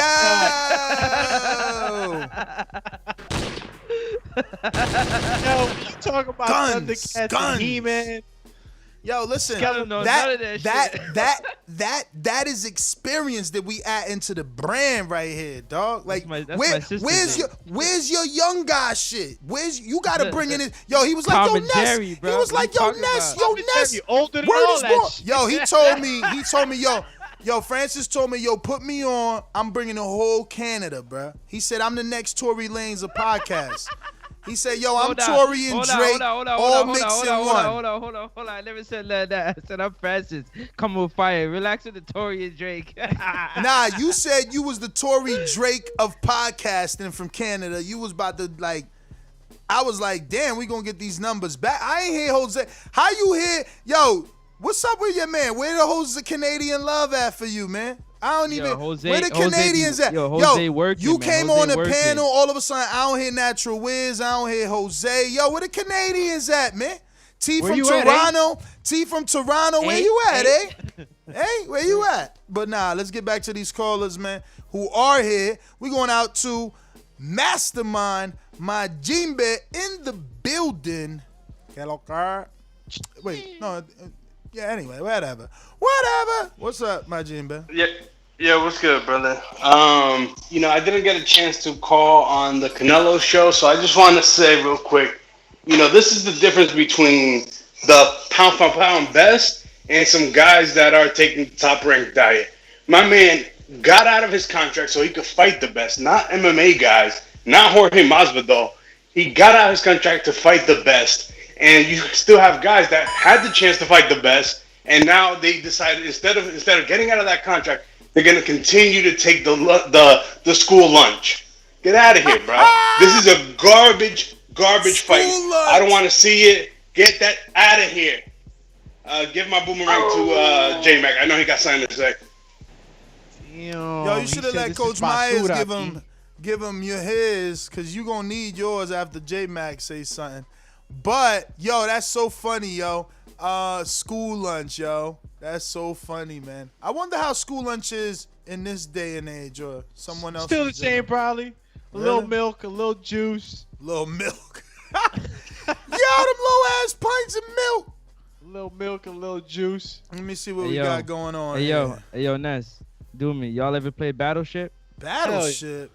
Huh? What the hell? Of course. Battleship. Like, hit. You almost sink my Battleship with your Ness. Don't be ridiculous. Of course. Hey, Ness, you just missed because you tried to sink my Battleship, bro. My numbers are up. Check Border Wars, baby. Look at the sponsors, baby. Look at the sign-ups, baby. Our numbers are Oh, he there, taking baby. credit. He said that's Come all on, me. Man.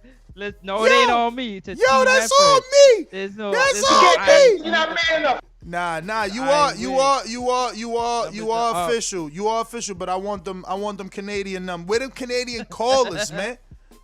You told me how you was gonna have all these. He told me he was gonna have all these Canadian girls calling in because he's so hot in Canada, and I don't see nothing. Okay, now I know you trying to think my bad. Now I know you trying to get me to doghouse for Yo, sure. I'm trying to sink his Move battleship. on, Yo, he said, did I play Battleship? I'm sinking the Battleship. His girl hitting him with the sabato right again. now, like, balanga. Yo, You let gonna me be get the lazy boy today. Yo, what are you talking about? What Canadian girls he talking about, huh? Yo, let's go out to Stonebone in Colorado.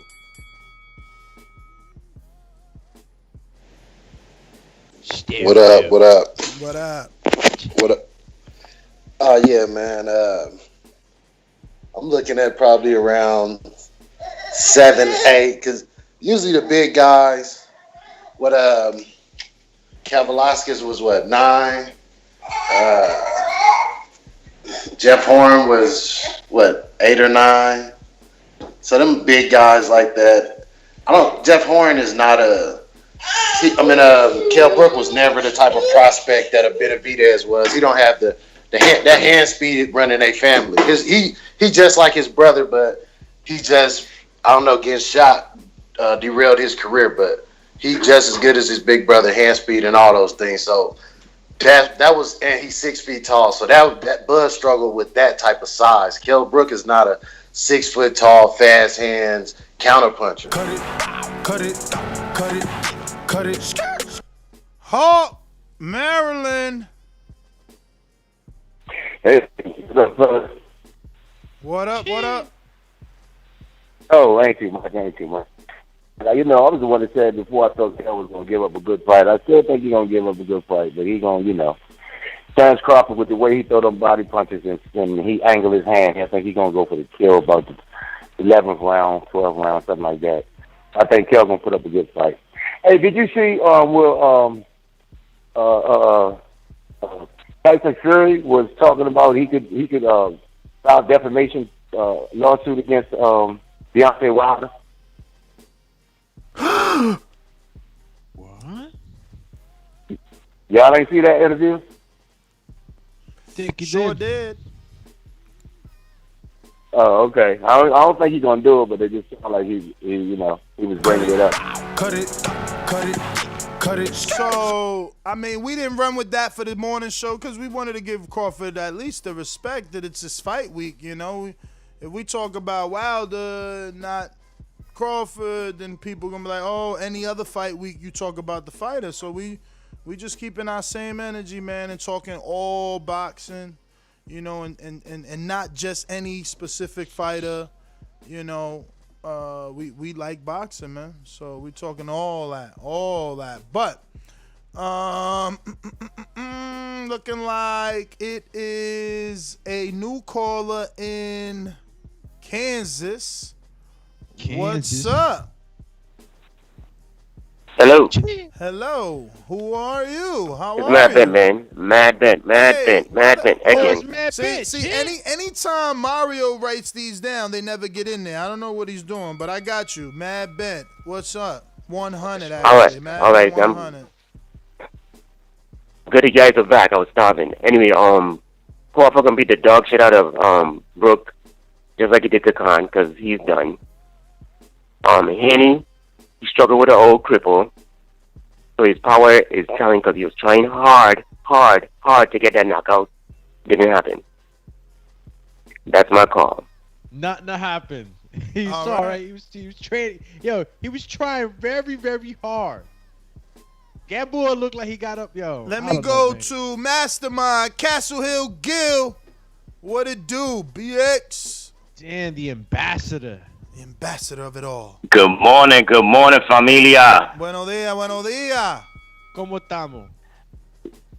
I'm bien. Listen, I'm gonna break it down to you like this, man. I'm gonna pick Crawford by decision, but I'm tempted by the fucking odds, man. 10-1 is a lot. Kell's broken up, champion. He had to drop off. I don't know. You went into the shadow realm. That was definitely him and not us. Matt, you haven't hit one. Machine Gun, I see you. I see your gym. Come on, champ. You and Supermax get this win, so we back to Texas, but in your hometown. That's what I'm talking about. In the meantime, though, let me go out to my Boomerang gang. Coach Myers, what up? Coach Myers. 2 times? Damn. Michael Myers. There you go. Yo, what up, bro? Ain't nothing. You trying to get out of the East Coast and move to Florida, huh? Leave your boy in Connecticut, huh? Yeah, I'm definitely trying to get up out of there, but it seemed like almost an impossible thing to do, man. I found a house in my dreams, and then all of a sudden, flood insurance is separate homeowners insurance, and that's just too much for my blood. Flood insurance. Cool. I'm hating. I hope you get stuck out here in Jersey. Negative. but I think Versus Ortiz is a good fight. I disagree with Andre Ward. There is other fighters he could fight on Top Rank to make it interesting. Brook obviously is a bigger name. But also, I don't know if you heard Sean Porter's podcast. He said he wants Bud next. He don't want Earl no more. He wants Bud for leaving him out, for calling him out for a fight. But that's my call. Who? Sean Porter wants Bud because I don't know if you've seen The Relentless. Bud called out Spence, Danny, Pacquiao, and Thurman, and he didn't mention Porter. So on Porter's podcast, he said he don't want Spence next. He wants Bud, the winner of Bud and Brook. So I mean, why would Porter take it like that though, right? Knowing that maybe Bud left him off that list because they got that whole publicity stunt about how they friends. You know what I'm saying? So now the stunt got too far for Porter, huh? He like, yo, don't leave me out that money fight. And it's like, wasn't it Ali, Frazier? One of the old dudes said it, right? Like, if I'm your friend, give me the big fight. You know what I'm saying? We friends, give me the fight. Because me and you know, Crawford and Porter on pay-per-view. That's pay-per-view. Everybody know that. So Porter did decent numbers with Earl. So, you know, it's like, come on. If we friends, give me the fight. Because I'm going to bring a good fight. Porter known to sell that fight. But anyway, J-Mac, Coach J-Mac to be exact. What up? Mac-a-chack. You got my Jinbez. Yo. Hey, thank you. Gracias, my Jinbe. I just seen you moving to Dallas. Come on. Come down here. Hey, Coach Myers, thanks for the update. Sean Porter, I hope he does stand on what he's saying he does want next for real, because I'm confused, because I done had many interviews when he didn't left Bud name out, because remember when the PBC used to not even acknowledge him as a welterweight champion, he used to act like the WBO belt didn't exist, so he's sitting up there saying it's taking some, well, maybe just trying to hype his name or keep his name relevant, but I do hope that since he's next up, that he go ahead and pursue it. For as the caller, I forgot his name, the one who got jumped, that dropped off. Maybe he got jumped again. Maybe that's why his call fell off. Shit, I forgot my point.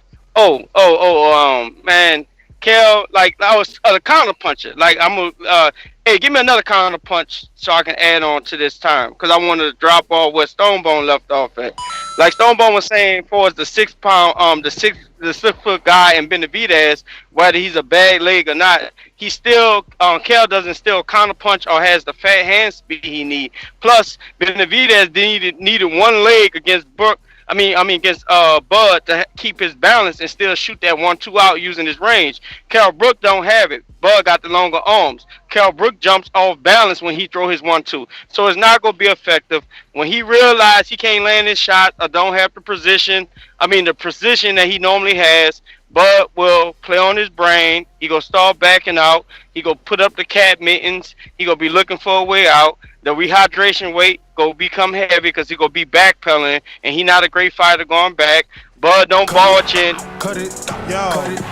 Cut it. I love that one though. We copying that. My man said the cat mittens. What did he say? Because we've been saying pawing at the eye like a cat, but he said he gonna throw up the cat mittens. I like that better. Yo, well, let me tell you what Shin C said on the super chatty. How much sweet science you need to box a fat, tired, legs was gone by 6 has been. This was Haney's Arturo Gatti, and he blew it. Wow, that was a great comparison. Listen, everybody's gonna be a critic, you know, and you're entitled to critique Haney. You know, he said a lot, but this has happened before. You look bad today, to look great tomorrow. That's right. I mean, look at Tio when he fought Katanaki or Nakatani. He looked bad, but look, he looked good. Yo, Gil, real quick on the super chat says my phone died. I'll call in the next one, guys. Damn, champ, you gotta get yourself a little on the go USB charger. But we have Boomerang. Stone Bone Boxell. Boomerang. What up? Yeah, man. Ness, you right on point. It don't matter if it was a weight camp, but instinct is to move in to the body and work from the body to the head. Once he get in that range around round 4, I'm picking round 7 or 8. I'm looking at Jeff Horn coming off the Manny Pacquiao fight. I'm looking at a seasoned Kavaliauskas just fought a top, not a real good fighter, but a good boxer in a Ray Robinson. Them dudes was live dogs. Kell Brook, he's still a dog, but I don't know how live. So he's about to get stopped around 7 or 8. And this Haney hate, listen, I remember when guys were saying people like Shakur didn't have power, and Ward said as he mature and move up in weight, his knockouts will increase.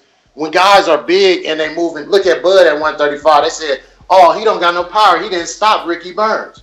But look, he coming up 140. Stop Thomas Delorme, who was a 147 pound. Come to 147 and stopped everybody there. So as Devin move up, he sit down on his punches, just like Shakur. Shakur knockouts is going to increase. Cut it. Yo, good call. We going out to Avery in Texas. What up? What up, guys? How y'all doing this morning? All good, brother. How are you? Good, champ. Good. I only caught the highlights of the Haney and Gamboa fight, and I think that Haney's performance did warrant some criticism, to be honest with y'all, man. Like, I get the whole he doesn't have power thing, but like, to me, he just doesn't. I just don't get excited when I see him fight or when I hear that he's gonna fight. I mean, I think he tries a little too hard to be like Floyd Mayweather, and I think he needs to just develop his own fight style and stop associating himself with Mayweather. Also, the PBC card was trash, by the way. That was an embarrassment to put on Free Fox. Also, I don't know if you. I mean, I know Ness doesn't care about the little guys or anyone under 147 pounds, but there was a fight recently announced for New Year's Day in Japan, Kazuto Ioka versus Kosei Tanaka. That's going to be an excellent fight. I wish more people would tune into the lower weight classes. Yes, you would do yourself a favor for doing that. Cut it. Who the fuck is that guy?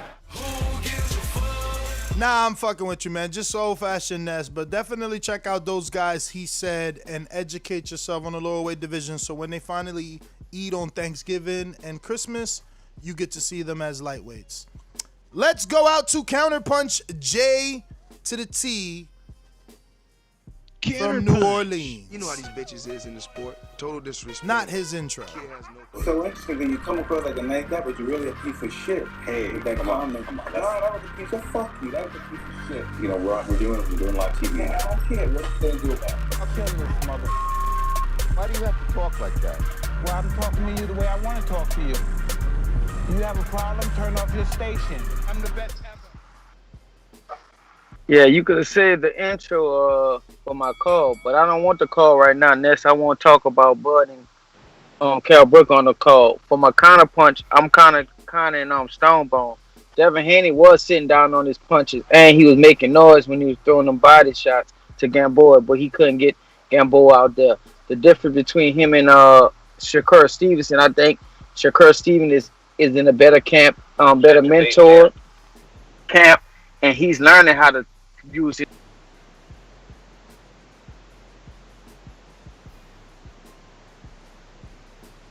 JT, I think I muted you by mistake, champ. I might have hit you up by mistake, or you muted yourself. I don't know. Yo, you can hear me? I hear you. Go ahead. Oh, so you ain't hear nothing I said? No. We heard you, and then you cut out, but I think you muted. What was all right? Well, can I get my time restarted? I mean, what was the last thing I said? Because I was saying a lot. You were talking about Devin Haney was sitting down on his punches and stuff like that. Oh yeah, Devin Haney was sitting down on his punches trying to get Gamboa out there, and Gamboa looked tired in them later rounds, and it looked like he could have got him out there because of Gamboa fatigue. But Devin Haney just don't have no power, man. And I keep telling my brother and them that he's a real good boxer. I just think when he fight like a Tank Davis and a Teofimo Lopez, that's gonna be some big trouble because them guys gonna be able to take that punch. And I'm just wondering if Devin Haney can take a good punch from them guys, and that's the fights I want to see because he really a talent, man. And the guys say he fights like Floyd. I disagree with him. He got a mixture of everything because he went. Cut it. But I think Doomy said it perfectly, man. Like, we thought Tio's power was questionable because of Nakatani. Then he knocked out Kome, you know, like he did. And he didn't knock out Loma, who has been knocked down by a few other people. So, you know, it's a little different the way the counter, I mean, I'm reading his text. He said counter punch. It's a little bit different the way that works, man. I already messed up my train of thought with that. The text came flying. Go ahead, brother. You gave me another one? Wasn't the first one your call? No, the first one was a counterpunch. This second one, I just paid for another counterpunch. All right, well, go for it. All right, the tall guy that Lopez fought, you got to remember, this guy was like over 6 feet when he fought, Lopez was fighting him. Yeah, Nakatani, right? He was pretty big. He was pretty big. The dude was undefeated. Man, the dude was tall, so it's hard to get a knockout. Sometimes I would say punching up like that because you're the smaller fighter. So I mean, he struggled against a taller fighter, and I think he always would struggle against a taller fighter. Devin Haney is not that tall. Devin Haney a few inches taller than him, but I think Devin Haney would struggle against that guy. If that guy fight, a lot of guys not gonna fight that guy because he's tall, and they seen Lopez struggle against him. But that dude was undefeated when he fought Lopez, so that dude wasn't no slouch just because we ain't know his name. But once again, like I was just saying about Devin Haney, man, I don't think Devin Haney gonna have power even at 140 or 147. It's just his style, how he fights. All right. Izzy with the side text got me thrown off and shit. I never even looked at OKC. Right? He's like, yo, I'm telling you need to check out OKC. But doesn't it snow over there? Yes, no. Nah, man. I'm done with that. I'm from the East, champ. I can't. I want no snow. Esso Akuni, though. Real quick, Matt Bent, before we get to Esso.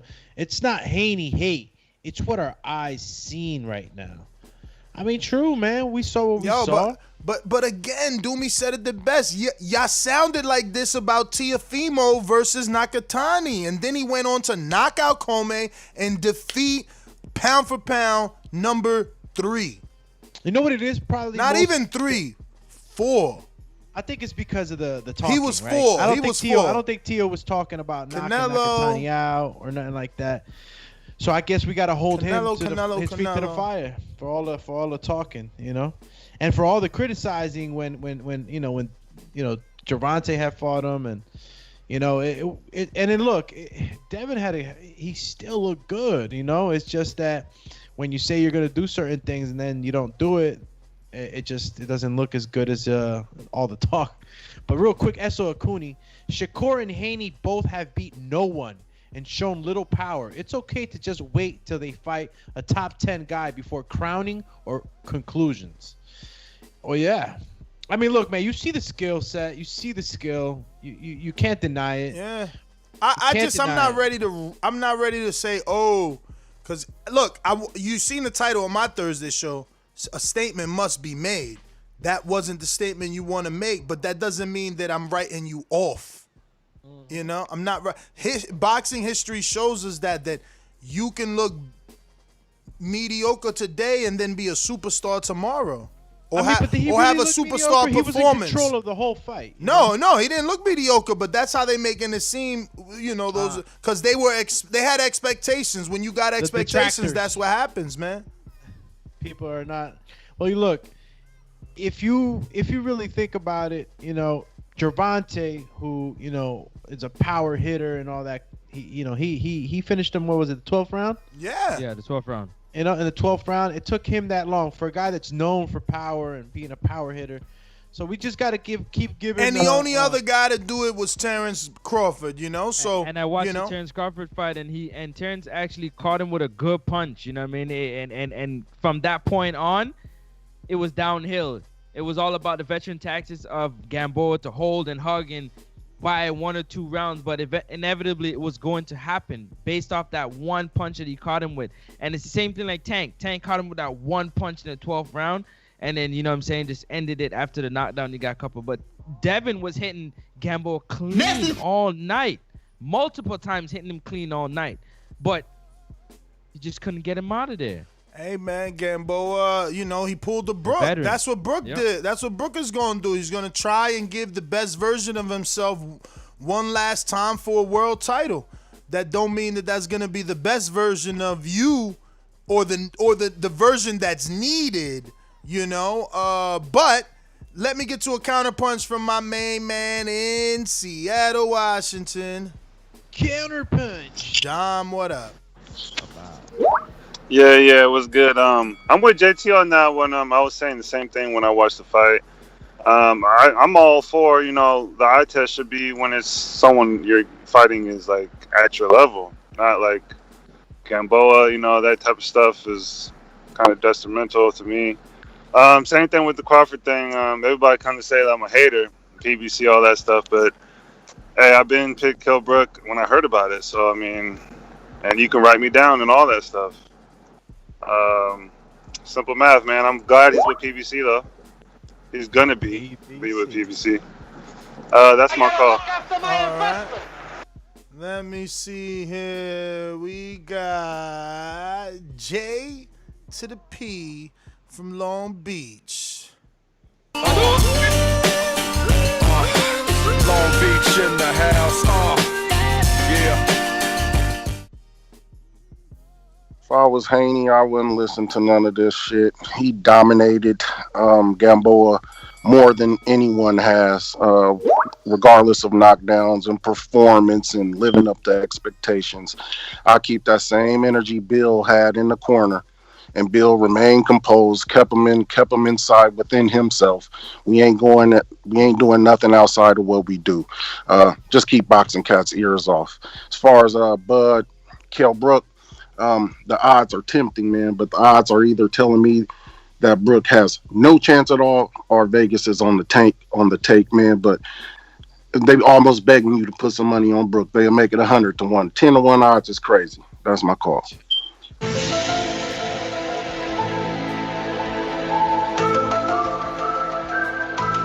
10-1. Jeez. That's some I can't wait to look at the the DraftKings 365 for Francis. See what the hell's going on with that 10-1. Jeez. That's for what? For Crawford and knockout? I don't know exactly. He didn't point that out, but if it's just on a straight, just for him to win, it's nuts. Yo! Give that man Counterpunch from J to the T. Counterpunch.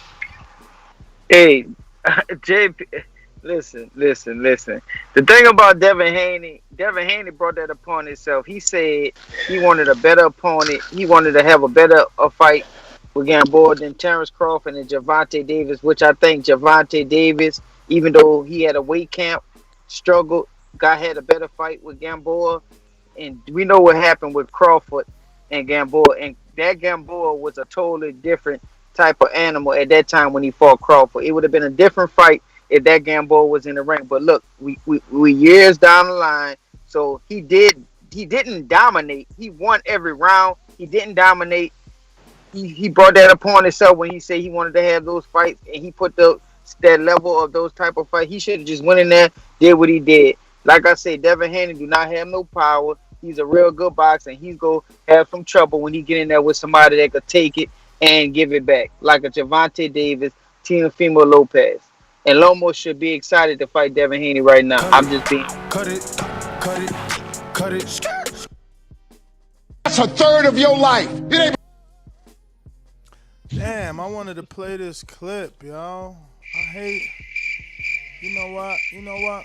I know what to do. But anyway, we going out to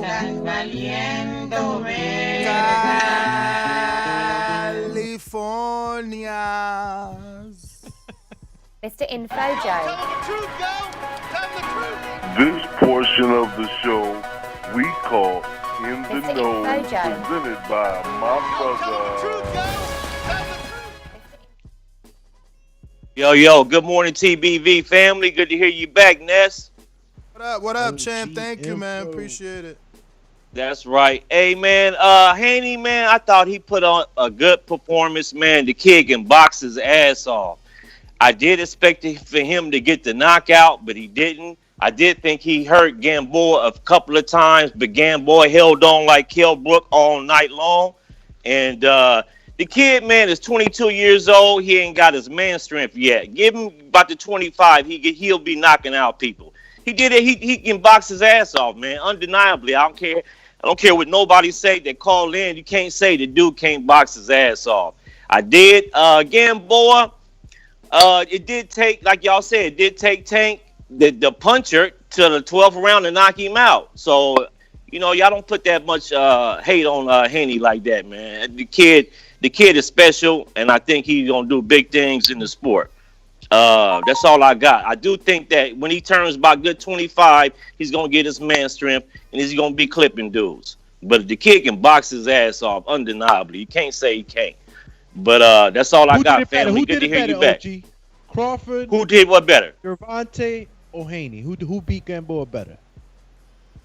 Other than you take away the knockout, I think Haney put hands on him better though. Okay.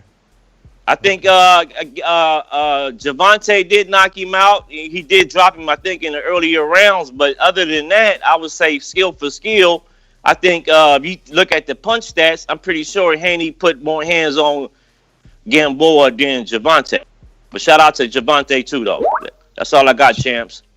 You are a very smart man, Mr. Info Joe. And it ain't no show without Info Joe. Yo, why I wanted to say E-I-E-I Joe. E-I-E-I. And a quack quack. Yo, here, and a quack, quack Mr. there. CYP, what up? Damn, the CYP. It's off real quick. I find it funny that now all of a sudden we can't compare knocking somebody out to a unanimous decision when Manny Pacquiao and Floyd went at similar opponents year after year after year, and everybody kept saying Manny Pacquiao did it better because he stopped them. Anyway, Larry Holmes, Lennox Lewis, Vladimir Klitschko, Holyfield, and Briggs, all people that Ray Mercer fought and lost to, but Ray Mercer did beat Tim Witherspoon and Tony Morrison, both champs who have wins over Tony Tubbs, Frank Bruno, and George Foreman. But we know Ray Mercer for knocking out Tim Sylvia in the UFC. We don't call him a great boxer. We call him the guy who knocked out Tim Sylvia. But the UK will use the same losing resume, which is even worse, and call Kell Brook a great boxer. That's the difference between UK boxing and American boxing. We run it, y'all run from it. CYP out. I think we are on a rapid app, except for JT with his regular call. JT, hit him with the Hadouken. Hey, I just looked at it. Ryan Garcia is 22. He has more punching power. Teofimo is 23. He has more punching power. Jerron Ennis is 23. He has more punching power. And who's the other guy I just looked up? It was another young guy. Well, Gervonta is 26. I'm just thinking all these guys at 22 have punching power. If he ain't gonna have punching power, he might be like the next Tim Bradley. No disrespect to Haney. He has excellent boxing skills, but he might not have the punching power. This man was sitting down making Adrian Broner noises in there, trying to hit him to the stomach and couldn't get Gamboa out there. And he wanted to be gone.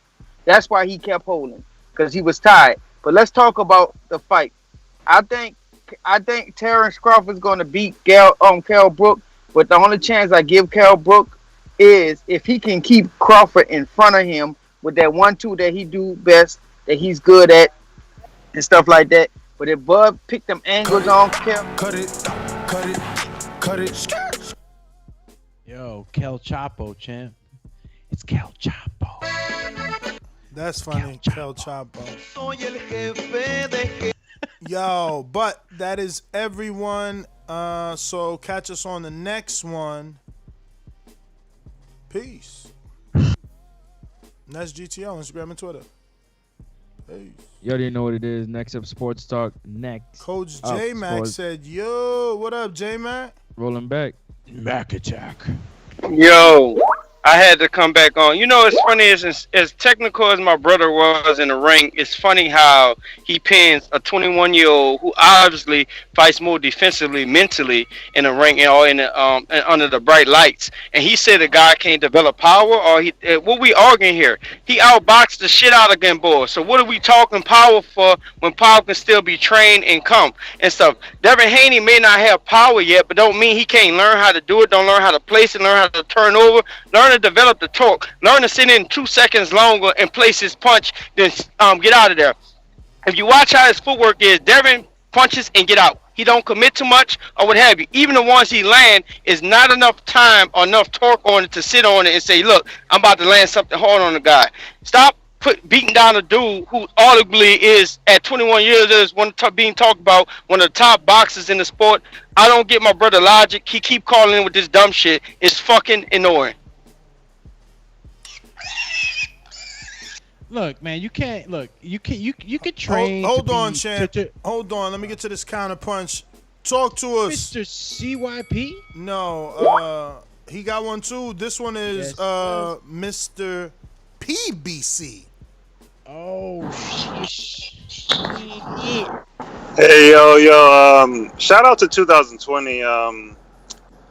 We got Crawford signing the PBC pretty soon. We got Devin Haney not being the next Floyd because that's just what it is. I think he got hit too much. Shout out to Tyson Fury to being the biggest drug cheat. The prison tactics has got him to the White House. And that's my call. All right, counter punch, my Gene bit. Nice, I'm good. It wasn't a counter punch. I was just trying to get you to notice J-Max counter punch. CYP counter punch. That's hurt. I got to be on the side. I don't know if it's JT or J-Mac. I'm beginning to confuse. But power in boxing comes early. Anybody who watch boxing knows that most people's knockouts, 99% of dudes' knockouts, not named Manny Pacquiao, have come early in their career because the competition is the worst. If you can't knock out them early dudes, you ain't got no real power. I done seen dudes go 20-0, 20 knockouts, and end their career with only 20 knockouts because they started stepping up competition. As competition gets tougher, knockouts get harder. If Devin Haney ain't knocking out dudes that been knocked out and even been knocked down multiple times, power ain't his thing. What he's supposed to be doing is outboxing dudes. That's right. That's right. I totally agree with you, CYP. That's what I was gonna go into with the whole power thing. Like, either you got it or you don't. You know, you can develop torque, you can develop muscles, you know, for you to be able to, you know, be a stronger fighter. But the power that we talk about, the equalizers like, you know, Deontay's, like Gervonta, and plenty of other hard hitters that you guys could probably think of. You know, these are things that's just God given. It's God given, man. So, you know, a guy like Haney knocked out what was the guy's name? I forgot his name. Abdumadov or the guy before that. You guys can correct me. Abdullayev. Was it Abdullayev that got knocked out? Yeah. Abdullayev. Well, look, he knocked him out, and alluding to what CYP said, you know, early in the career, if you're not knocking these guys out, then you're not doing anything. You're not doing too much. Y'all tripping, man. Y'all tripping, man. As far as the power is concerned, but y'all still tripping. It's too early to say he don't got power. I get it. This was a perfect guy. Because he's knocked guys out, but when you I think he's just talking raw power. Raw power. Just like raw I'm power. not like Gervonta's been not knocking polished, guys out for a long time. Not taught how. Not just raw power. Raw Born power. with it. He doesn't have that, but he has overwhelming, you know, combinations. And but you see what he has in, what Gervonta has in raw power, Devin has in quick twitch muscles. He's stunners. I say he got. got.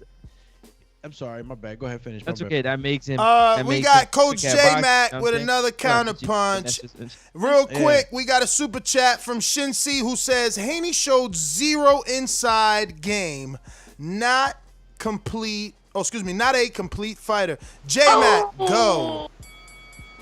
Yo, hey, first of all, this logic of power starts early doesn't mean anything. They got guys that are naturally come heavy-handed. Their mentality is to turn over and let you feel their power within.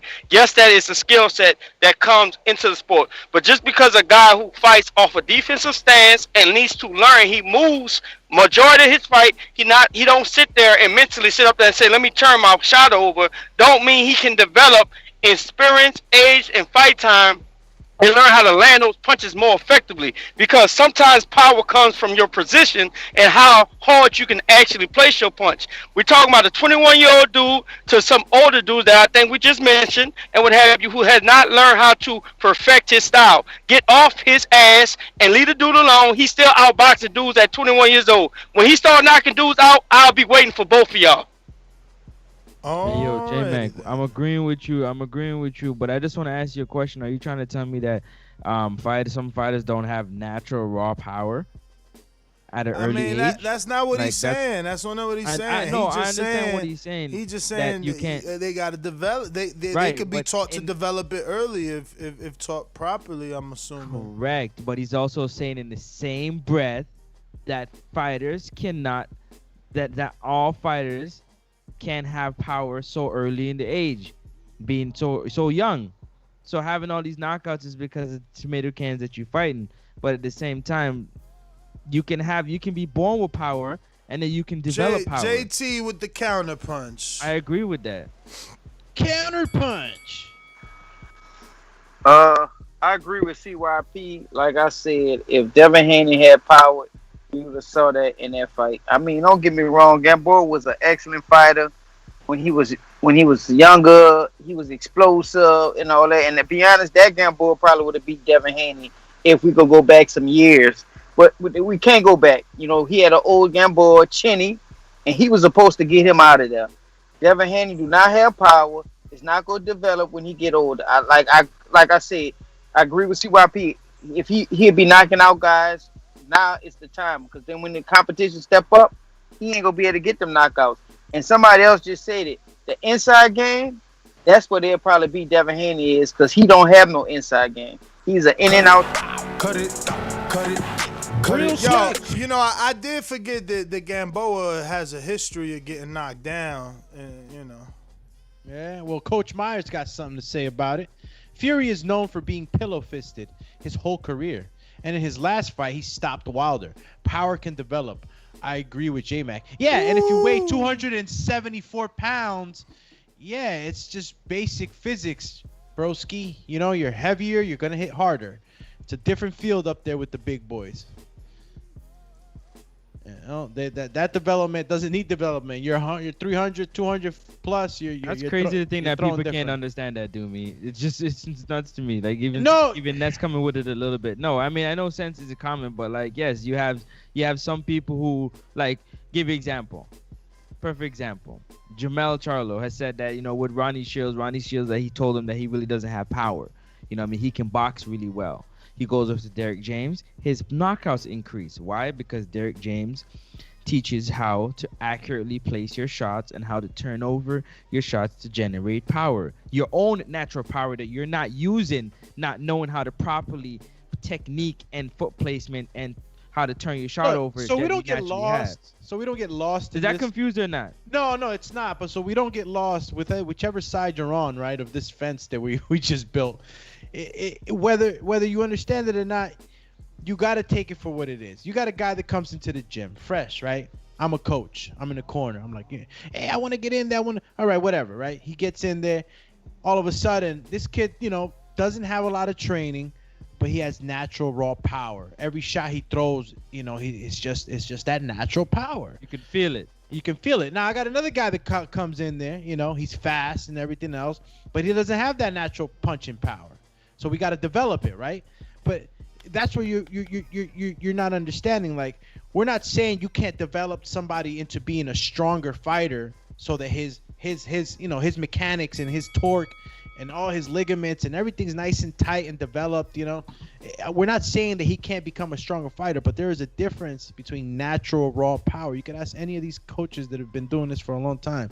You got guys that just have natural power. Like, yo, that guy, and J-Mac mentioned it himself. Guy has heavy hands. Just heavy-handed. He's just a heavy-handed guy. I'm a guy, and this is not to me to my own horn. I'm a heavy-handed individual. That's me. It was just I always had power. How God made you. Yeah, I always had power. But it's not to say that a guy. Is that why Mitty beat you because you don't have the speed? Oh. Where was his power then? Where was your power then? Where was your power? Where was your power then? Yo, see, Francis. Now you made me do it. Now I'm gonna get the Michael Myers soundbite, and every time Coach Myers comes for you, all you gonna hear is Do me let his prime go, man. He wants to get back. Border Wars 10. Man. It's over. Doomy's in the Masters League. Doomy's in TBV Masters at this point. It's a wrap. Mitty retired him in 2017. Dang, it's been 3 years since he fought. There's 334 people watching. I want to apologize to you for the lies. Yeah, right. Dude, yeah, right. Been out the ring for like 36 months. Yeah, bro. No. I mean, he's gotten work here and there, but he's never He's never been fighting. Back under the lights. He's never been across the ring from someone that wanted to knock his head off. Now, this is the cool thing about it. Now we're in our Border ninth Border Wars ranking, right? I think that the Border Wars series has developed. You know what I'm saying? There's more talent out there. There's gonna be guys out there that want to take my head off. That dog, you don't want to get in there. Listen to me. Showed up. Listen to me. Listen to me. You don't want that. We got a counterpunch. Good. Because you don't want that. You don't want to be in there with these young guys. I'm telling you, Catch the Dad is about to catch a fade. Sean better. Yo, listen. I've been trying to tell Sean ever since I seen this footage. He better get on his bike. For real. Not on his bike, get on his bike, start running. But he needs to start running because Catch the Dad, he might bring something. He might. Listen, Mr. PBC, what up, Counterpunch? Mr. PPC. So I was wrong about that? No counterpunch? Yo, my bad. Man, I heard someone say comparing the cheat Tyson Fury to getting power and having pillow. Come on, man, that's ridiculous. Yeah, that was Coach Myers in Connecticut. No, hold on, no, don't stop me from this one.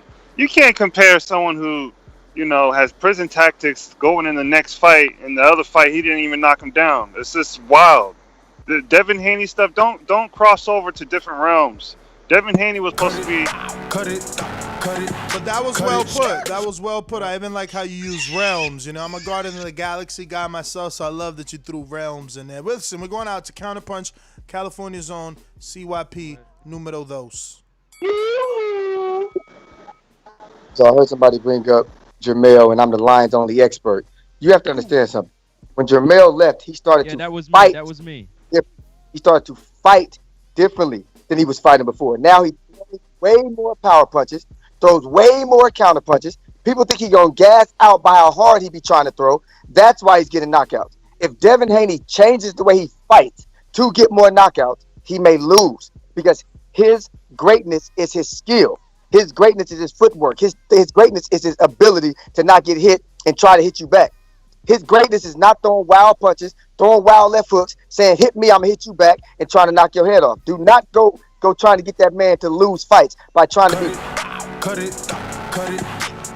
Nah, I don't want Devin Haney to just sit there and try to get knockouts and exchange and stay in the pocket and sit on his punches longer than he needs to. Absolutely not. But he can definitely learn how to sit in there for the time he needs to and generate the power in the short hook. You see how Earl hit Sean with that short hook in between punches when he dropped him in the 11th round, I think it was? Yeah. I think a lot of fighters, like I seen Gennady throws that little, Canelo throws that little, they shorten up the hook being able to, you throw it wide, but then if you're quick, you can throw it short in between if you're seeing the fighter loading up to throw their shot, right, Doomy? Yeah, As a he sort of flexes in, Right. It goes out long, but as the body's weight is moving forward, he can close in.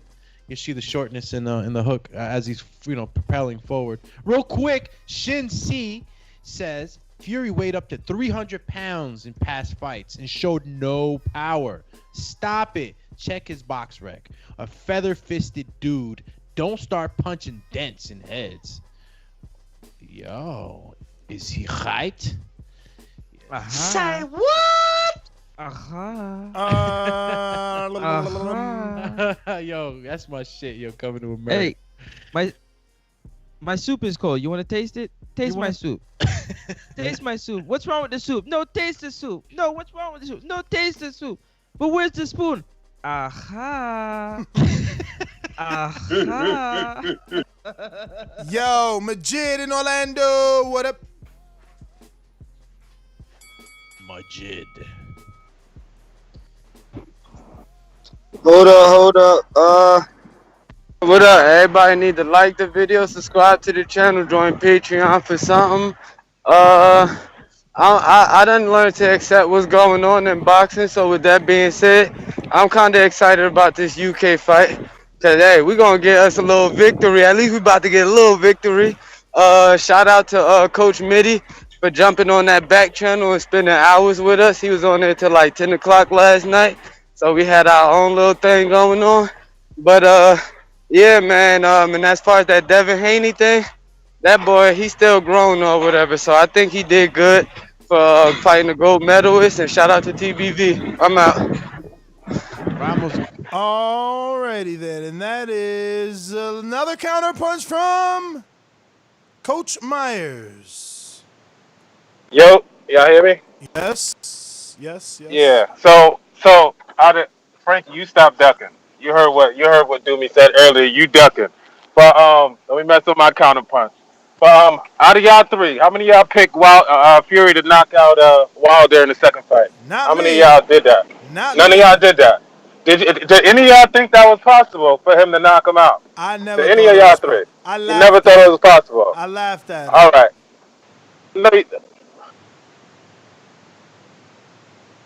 Are you done? That's it. All right. So you didn't. You broke up, man. After you said, did any of y'all pick him? We lost you. Yeah, you hear me? Yes. All right. So is it fair to say that in that second training camp that somehow Fury got with a new trainer and found a way to develop power or sitting down on his punches? Is that fair to say? I mean, I guess, yeah. No. Yeah. It's the weight.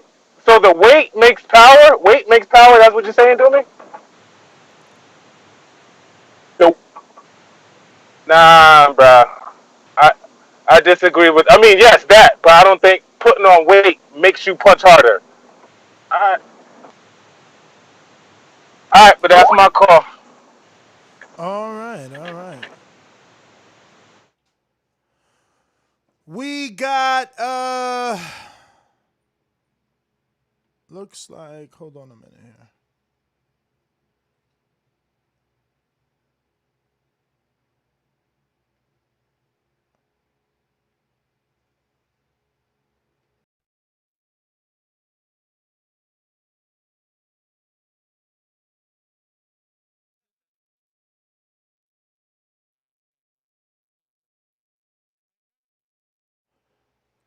Yo. Type of power that he would knock a freaking 200+ pound guy out if he wanted to. It's just natural. We got a super chat from Boston Jarrett. Yes, he does. And if you take this echo out, it'll be all right. A well-timed, well-placed punch can be just as devastating as a power punch. Timing and accuracy are all attributes that can be developed. Alrighty then. That's right, Boston Jarrett. Well placed. That's called punch placement. Shout out to Ken Porter. He taught me that one. The importance of punch placement. Hey, Doomy, I wanted to ask you a question, man. What's going on? What weight you think you want to fight at for Border Wars 10? Realistically, You know, I'm not fighting under 200. It's 210, maybe 215. I'm just trying. I'm trying to make my way down from 225, guys. I don't feel as light as I should. I should feel. You know, I just want to get in shape and. So about 210 is good then. Yeah, 210. And look, 205. Would you go as low as 205? He can't. We don't got no fight for Dumi. We don't got no fight for Dumi. What do you mean you got no fight? Who's he gonna fight at 205? Not now, man. Rel. No, You but can this fight is Rel. not now. This is not now. This is for Border Wars 10. Not even Yeah, you 9. can fight Rel. What do you mean? I mean, I guess maybe Rel will Yeah, fight of course him. he can fight Rel. He can fight Rel, win or lose. I just want to hop in there. I'm not big fish, man. He A side. Yeah, but trying to stay there for a while, you know. I just want to fight. Dumi can't get in there with no 28-year-old man. Come on, He's you been out the playing. ring 3 Okay, years. that's your friend, Listen, your friend. You I'm know a him. That's your friend. matchmaker. I'm sorry, that's Listen, your friend. You no, know him. yeah, you're right. It's my friend, and I'm not trying to have a P. Diddy situation. Rel is 28 years old. He's taking this serious. He's got a professional former fighter to be his professional trainer. They relocated to New Mexico to train. No. That's not what Dumi needs. Dumi needs a dude just like him that has a job, that has a wife, that has a dog, that, you know, could squeeze in 3 workouts a week, that has former experience, that's in his late 30s. What the hell? You trying to get my man killed out here? Yo. I mean, look, I wouldn't go far as that, but whatever. You know me, man. That's why I'm quiet over here, man. Listen, I'm Jose. quiet because I'm looking at Doomy in his eyes, and I'm like, Doomy's looking Yeah, at you listen, like that. and It's we like, can chill, dog, and we you can work our tripping. way to that. We can work our way to that. But, you know, just like any Doomy's other. saying, if you think he's not ready for Rel, then he's done. Just hang him up. No, listen to me. This is all I'm saying. Just like any other fighter, we gotta assess. He's got 3 years out of the ring. Eric Cruz, go look at his fight. Go look at his teaser. Fantastic video, very inspirational. And I said, I hope Doomy watches the video and decides. Where can I see that? It's on the pre-pro? It's on Patreon. But it's in the Border Wars chat, the direct link. Yeah, good So, and he made it himself. That's what I'm talking about. Fighters that understand they're more than just fighters. They also have to promote and be entertainers. He entertained us. He made that himself.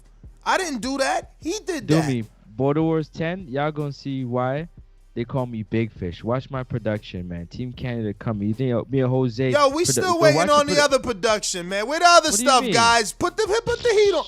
Where the other stuff? You was running around. Yo, wasn't he running around? Hey, Doomy. I asked everybody to send me their email. I got no return, no reply. Nobody care. Doomy. I said, okay.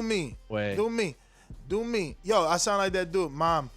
Yo, wasn't he supposed to put out all this stuff? He had the camera. He was running around with the camera. Oh, he was B-rolling like I'm talking about shots. Yo, he looked like he was driving a sports car the way he had 2 hands on his big contraption. I'm like, yeah, we about to have the killer fucking video, and then I'm still waiting. 30 days later. He turned around before he packed up his camera. He looked at me. He was like, yo, do me.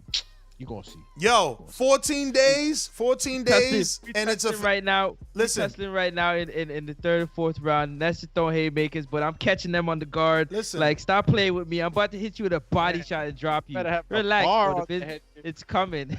listen. Catching It's them on the 14 days. 14 days. You horse hunting, man. Relax. Yo, man. 14 days is gonna be Capitan. Yo, 14 days is gonna be 30 days. I just want you to know. Yo, Doomy, they coming for you. See, they trying to get Doomy killed. They saying, Ness, I'm down for Doomy at 200, 5'11", 36 years old. I'm 207 See? There now. you go, man. Buckle up. They coming. 207 is too light right now for Doomy. That's what I'm saying. Like, Doomy's at like 250 right now. Easy. Heavyweights over 200. What does it matter? So he's gonna have a fat camp. We gotta get Doomy a soft touch. He's coming off that midi loss. Mentally, he's not there. You know, We gotta See get what him I'm an saying? easy See one. what I'm saying? Listen, listen, loves to paint. listen. This is the thing. Yo, you know how big a stone bone back call Denver, Colorado versus Doomy? That's too big for your first fight back, champ. It's gonna be all the pressure of the back call coming at you the way they came at Mario. You know, it's too much right now for your first fight back. It's too much. That's the big stage. You know what I'm saying? He might fuck around and get trained by Bomac. You know he's got the connect. You got to remember all that. I just think ahead. I'm playing chess every day to this day. So, literally, yo, you fuck around and take that 6,000 fight. games probably. Dog, you fuck around and Doomy, take that fight. the way you were throwing your hands yesterday in the gym and whatnot, I'm like, yo, honestly, yo, Doomy, serious? Yeah, Doomy can put in some work, man. Yo, like, but it like don't matter. But we gotta work back up to that. We gotta work back up to that. Obviously, that's we gotta a good work little back up to that. shakeout. You Yo, having a little Stone Bone shakeout. fuck around, take that fight, and then 2 days later he announcing Bomac training him and he spawned Crawford. Man, get the fuck out of here. Nah. Then we gonna call Ronnie Shields, man. Nah, we got it.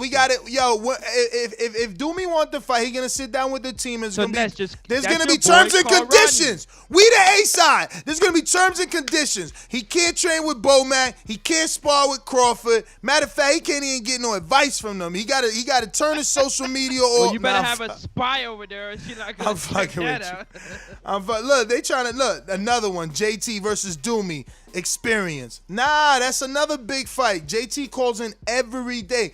Doomy needs a tune-up. He got 3 No, years you want to serve out him up the a ring. software, Doobie. That's what you want to do. That's your JT friend. I too. like that. Listen, JT too, and Stone Bone too. Stone Bone never So, fought. Doobie, what do you think? No, Doobie? no, I no, hear no. enough of that. No, Doobie, it ain't what I Doomy wanna think. know. No, it ain't what Doomy think. I gotta run this properly. So again, Stone Bone never fought. I can't throw him in there with Doomy.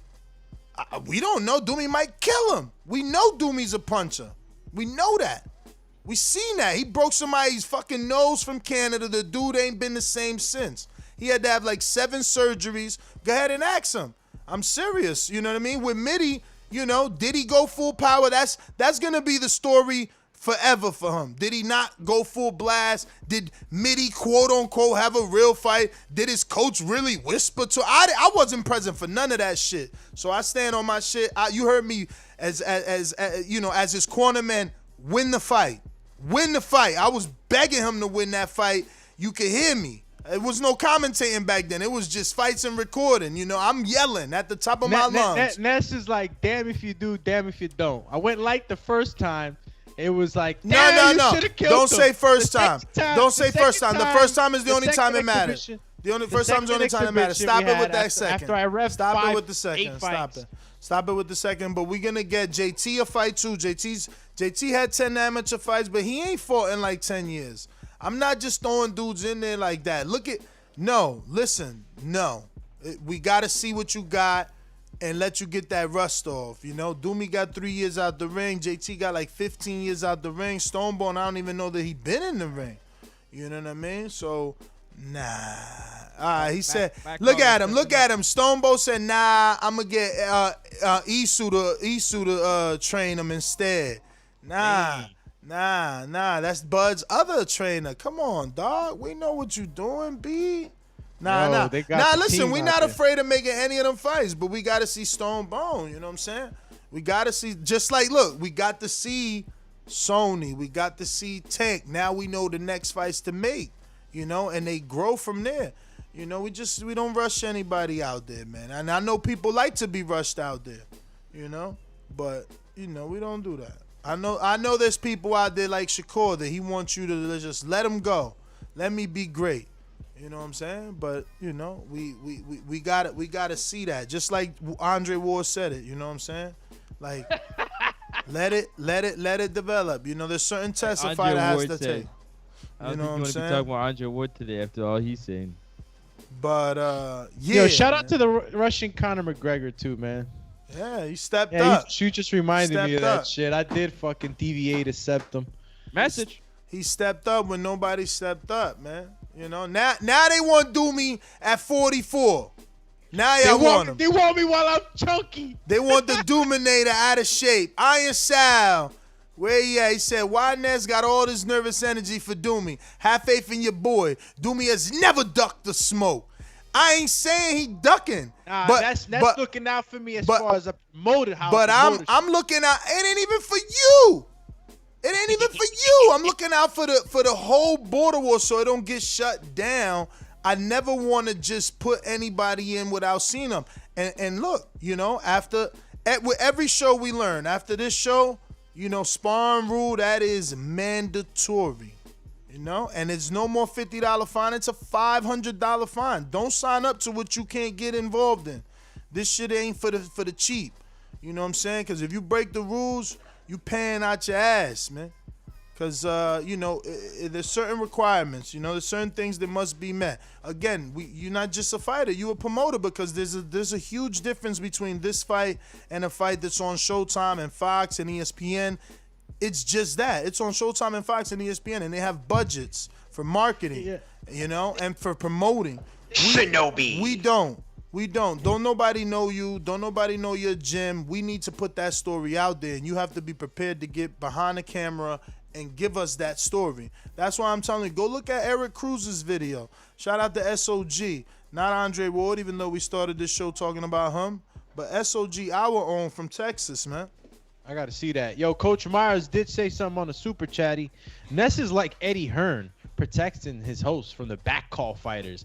Double laughing emoji. Nah, listen. Stop it, Ness. Listen. You got to let them fly at some point. Big fights only. Eddie Hearn took Kell Brook a route that I wasn't happy with, right? He had Carson Jones 2 times. He had a trilogy with a dude you guys never heard of. He fought Sinchenko. He fought all these dudes.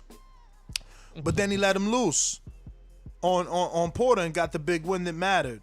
And, that was that story. So Doomy's he need a tune-up. We got to see. Doomy lives a very busy life, man. I know my friend, you know what I'm saying? So can he be ready for an elite level training camp for an elite fight? Is his life going to allow that? So first we need to start off with just one fight to get the rust and the weight off. Y'all just trying to get a cheap win. That's what that is. That's a cheap win that will be talked about as that. Like, oh, you took him off a 3-year layoff. If that's what you want, that's different. That's what you're looking for. So then I know how to match you. You looking to only win. So I know how to match you for the next one. But, we don't really like doing that. Like Jose is looking to come back. I'm not trying to put him in there with Keem. If Jose decides I want to go in there with Keem, ultimately a fighter's a fighter, like we tell you about Bud. If Doomy tells me, yo, dog, I'm gonna fight any one of them. That's not my problem.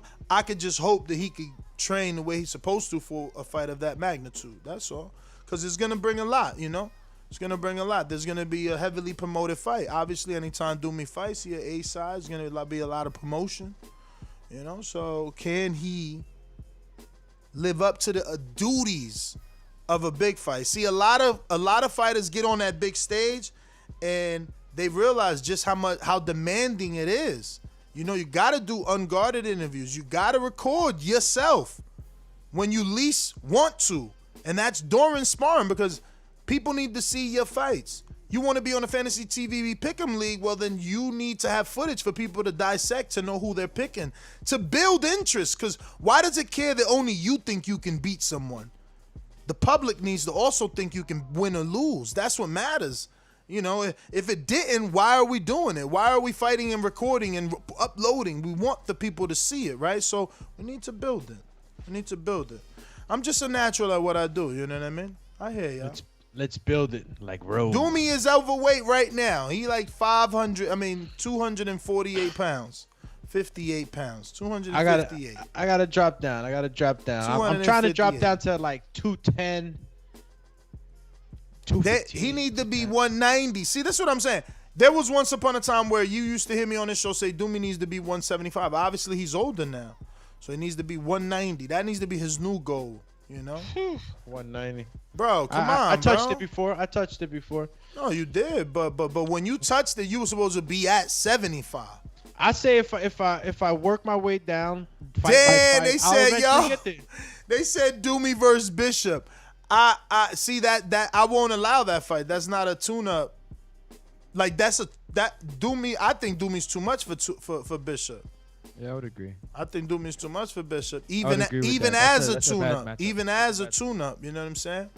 Nah. Is he Yeah, younger? what you He's a little mean, more nah? fresher. Yeah, come on. Dude. Oh my God, Doomy looking for a cherry. He said, See? nah. That's how you're making it sound, Ness. Like, you make it sound like he needs something soft. Nah, meaning nah.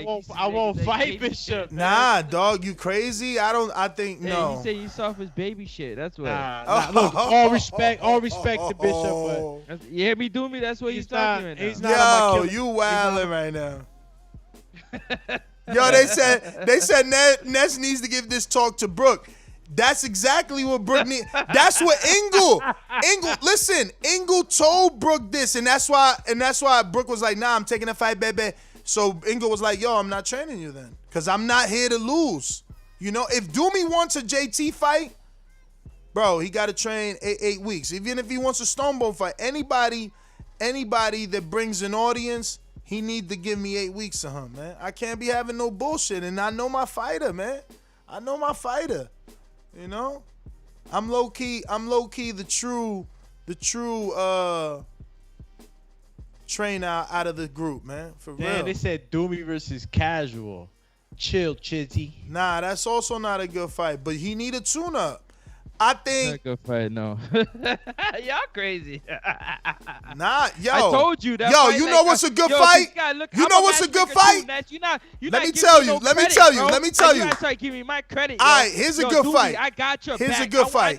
I know what you need is a good shakeout. You need a fight that you can get up for. If it's a fight that you think is gonna be easy, you're not gonna train as hard as you think you can. He needs to train train the way you first. work, bro. I feel like if you got a fight that you'll really put Doomatron activation in mode. Like, I'm telling you, like, he'll really start to like really put it into it. Like, yo, just a little workout. I seen him happy. He was smiling, like sweating and listening to music. Felt good yesterday, champ. Yeah, like you see it. Like, if he gets into a real camp and actually, yo, I think you see a different side of Doomy. Ness. Like, you've seen Doomy in this place for too long that you're just so convinced of it. You're forgetting, like, that's a shake off him. I don't know. You know him better than me, so I'm gonna fall back. Yo, shake. Look, if you guys give me to Border Wars 10, I don't know when Border Wars 10 is, right? But like, if it's like in February, March, whatever, like I'll if I consistently, you know, keep working on myself, none of that crazy shit, you know, trying to just lose mad weight in a short period of time, I could fight my way down to a weight. You know, I'll take, you know, fights. That's what fighters say. The same thing Kell Brook saying. That's why I laugh at y'all.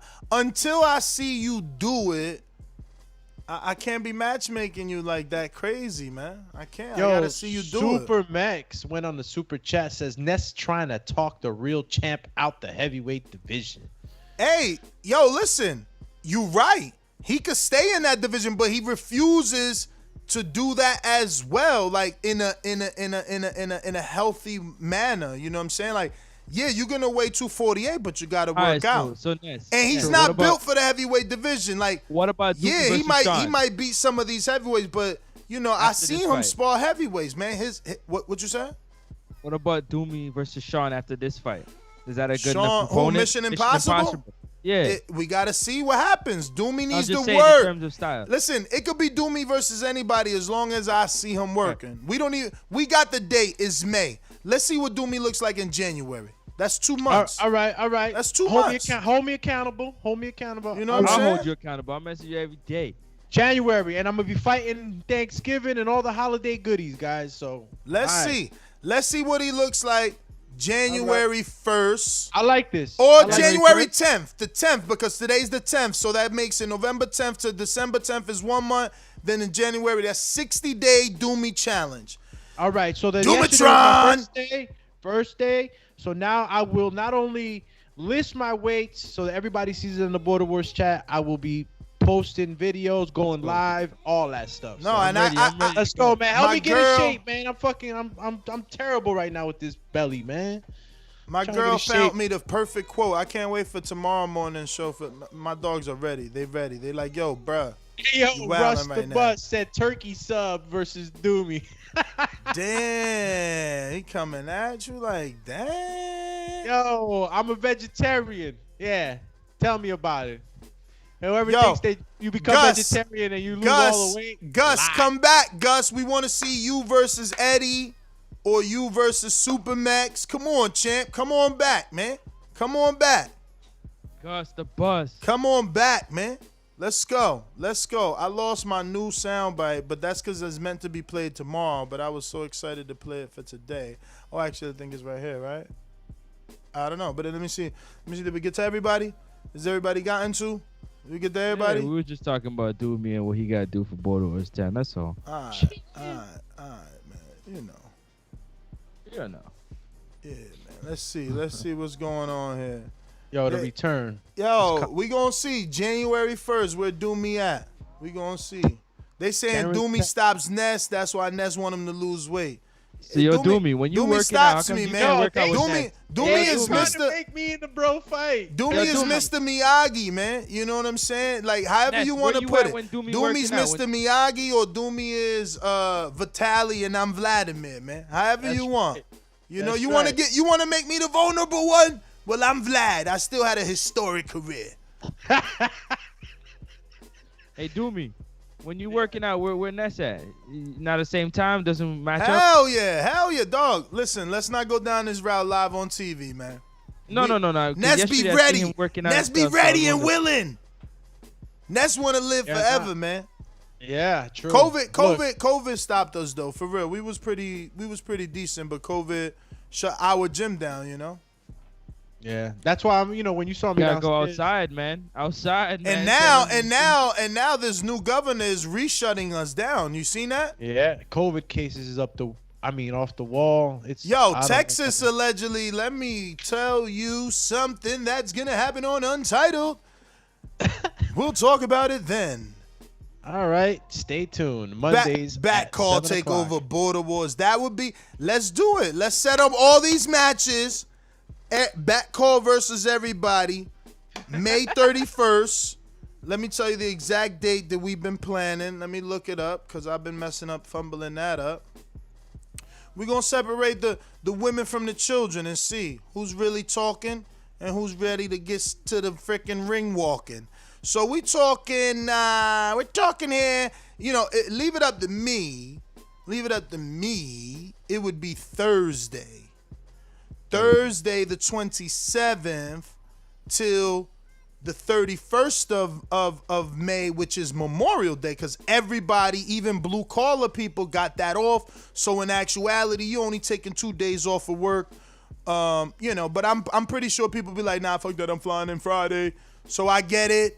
You can get there Friday. I'm definitely getting there Thursday. So it would be Thursday, the 27th of May, 2021, until the 31st of May, Monday, Memorial Day, a day you already got off. Dan, there you go. Your birthday is in May, so is mine. That's what we doing it for. It's like plus Keem got the hookup, and if Keem don't got it, my Jimba said he can definitely host us, which again, Keem was going through a third party, so it's better off to do it with my Jimba. And I got the connects. I'll probably get, you know, like Fortuna, maybe even Jason Rosario to be up in that. Unless let's go, champ. Unless they in a training camp or not in the country, then we just can't help that, right? Because I'm not flying them over there. But yeah, man, yeah, we got a lot. We could get going over there, man. And you know, Keem is available for that one, so he could definitely be on that back call versus everybody. Let's go. Let's get it going. Let's get it going. Unpredictable, these numbers with the COVID though. Hopefully, man, this shit just goes away. We're gonna talk Untitled. about that later. Untitled. But all we yeah, I got. think that's everything, man. We out. SGT on Instagram and Twitter. Peace. Catch us on the next one. Probably gonna be making up that Untitled today at 7 p.m. I forgot to put out the post, but yeah. Peace. NEX UP Sports Talk. NEX UP Sports Talk. Next to Sports Talk. Check me out. Peace. And you know that is me, Doometron will come back to fight in January. Chip! You catch me on IG, Alex_Doomsday_LAINEZ, TikTok, Forevermore, Nevermore, and Twitter, AlexLinusTBV. If you just stumbled upon the show, and you chilled with us for these 2-3 hours that we were on, you might have liked the show. So I suggest you hit that subscribe button, the little rectangular box to that bell. Hit that bell, because if you ain't shaking, you ain't baking with us in the morning or any other time we break news. We got plenty of stuff here for all types of listeners. You know, if you don't like so much maybe boxing, we do have other programs like the Untitled, the Betting Show. Well, if you don't like boxing, then you're just not okay. No, but you know, you're welcome to join us on other segments, you know, and yeah, we'll be back tonight making up the Untitled show that usually is on Mondays at 7. Hit the subscribe button, hit the bell, parlay with us, call in, voice your opinion. This is the voice of the people, the boxing voice. Francis, the praying mantis, Ness GTO, and the Doomatron, Alex Linez. Yes, sir. Next to Sports Talk, don't forget it. But listen, man, check out the Unguarded. You got a Patreon. We got a lot of stuff up there on Border Wars. If you still want to sign up for the next Border Wars because you missed the cutoff for Border Wars 9 in Dallas, Texas, just go ahead and you know what I'm saying, check us out at all the social medias at TBV, and also hit us up on Patreon for the next one. We're going to give you a date and a location where you can get your sign up from now on. You can get your footage in. We can start to vet you to make sure that you match you up correctly with the right skill level and everything like that. So yeah, go ahead, check us out at Patreon Border Wars. Hit us up. You can hit up Alex Linez, all social media, right? Yes, sir. And you can hit NestGTO at all social media. And myself, Next Up Sports Talk, NEXUP at all social media. Yeah, Pisces all day because I'm a Pisces for sure. Catch us on the next one, ladies and gentlemen. Peace.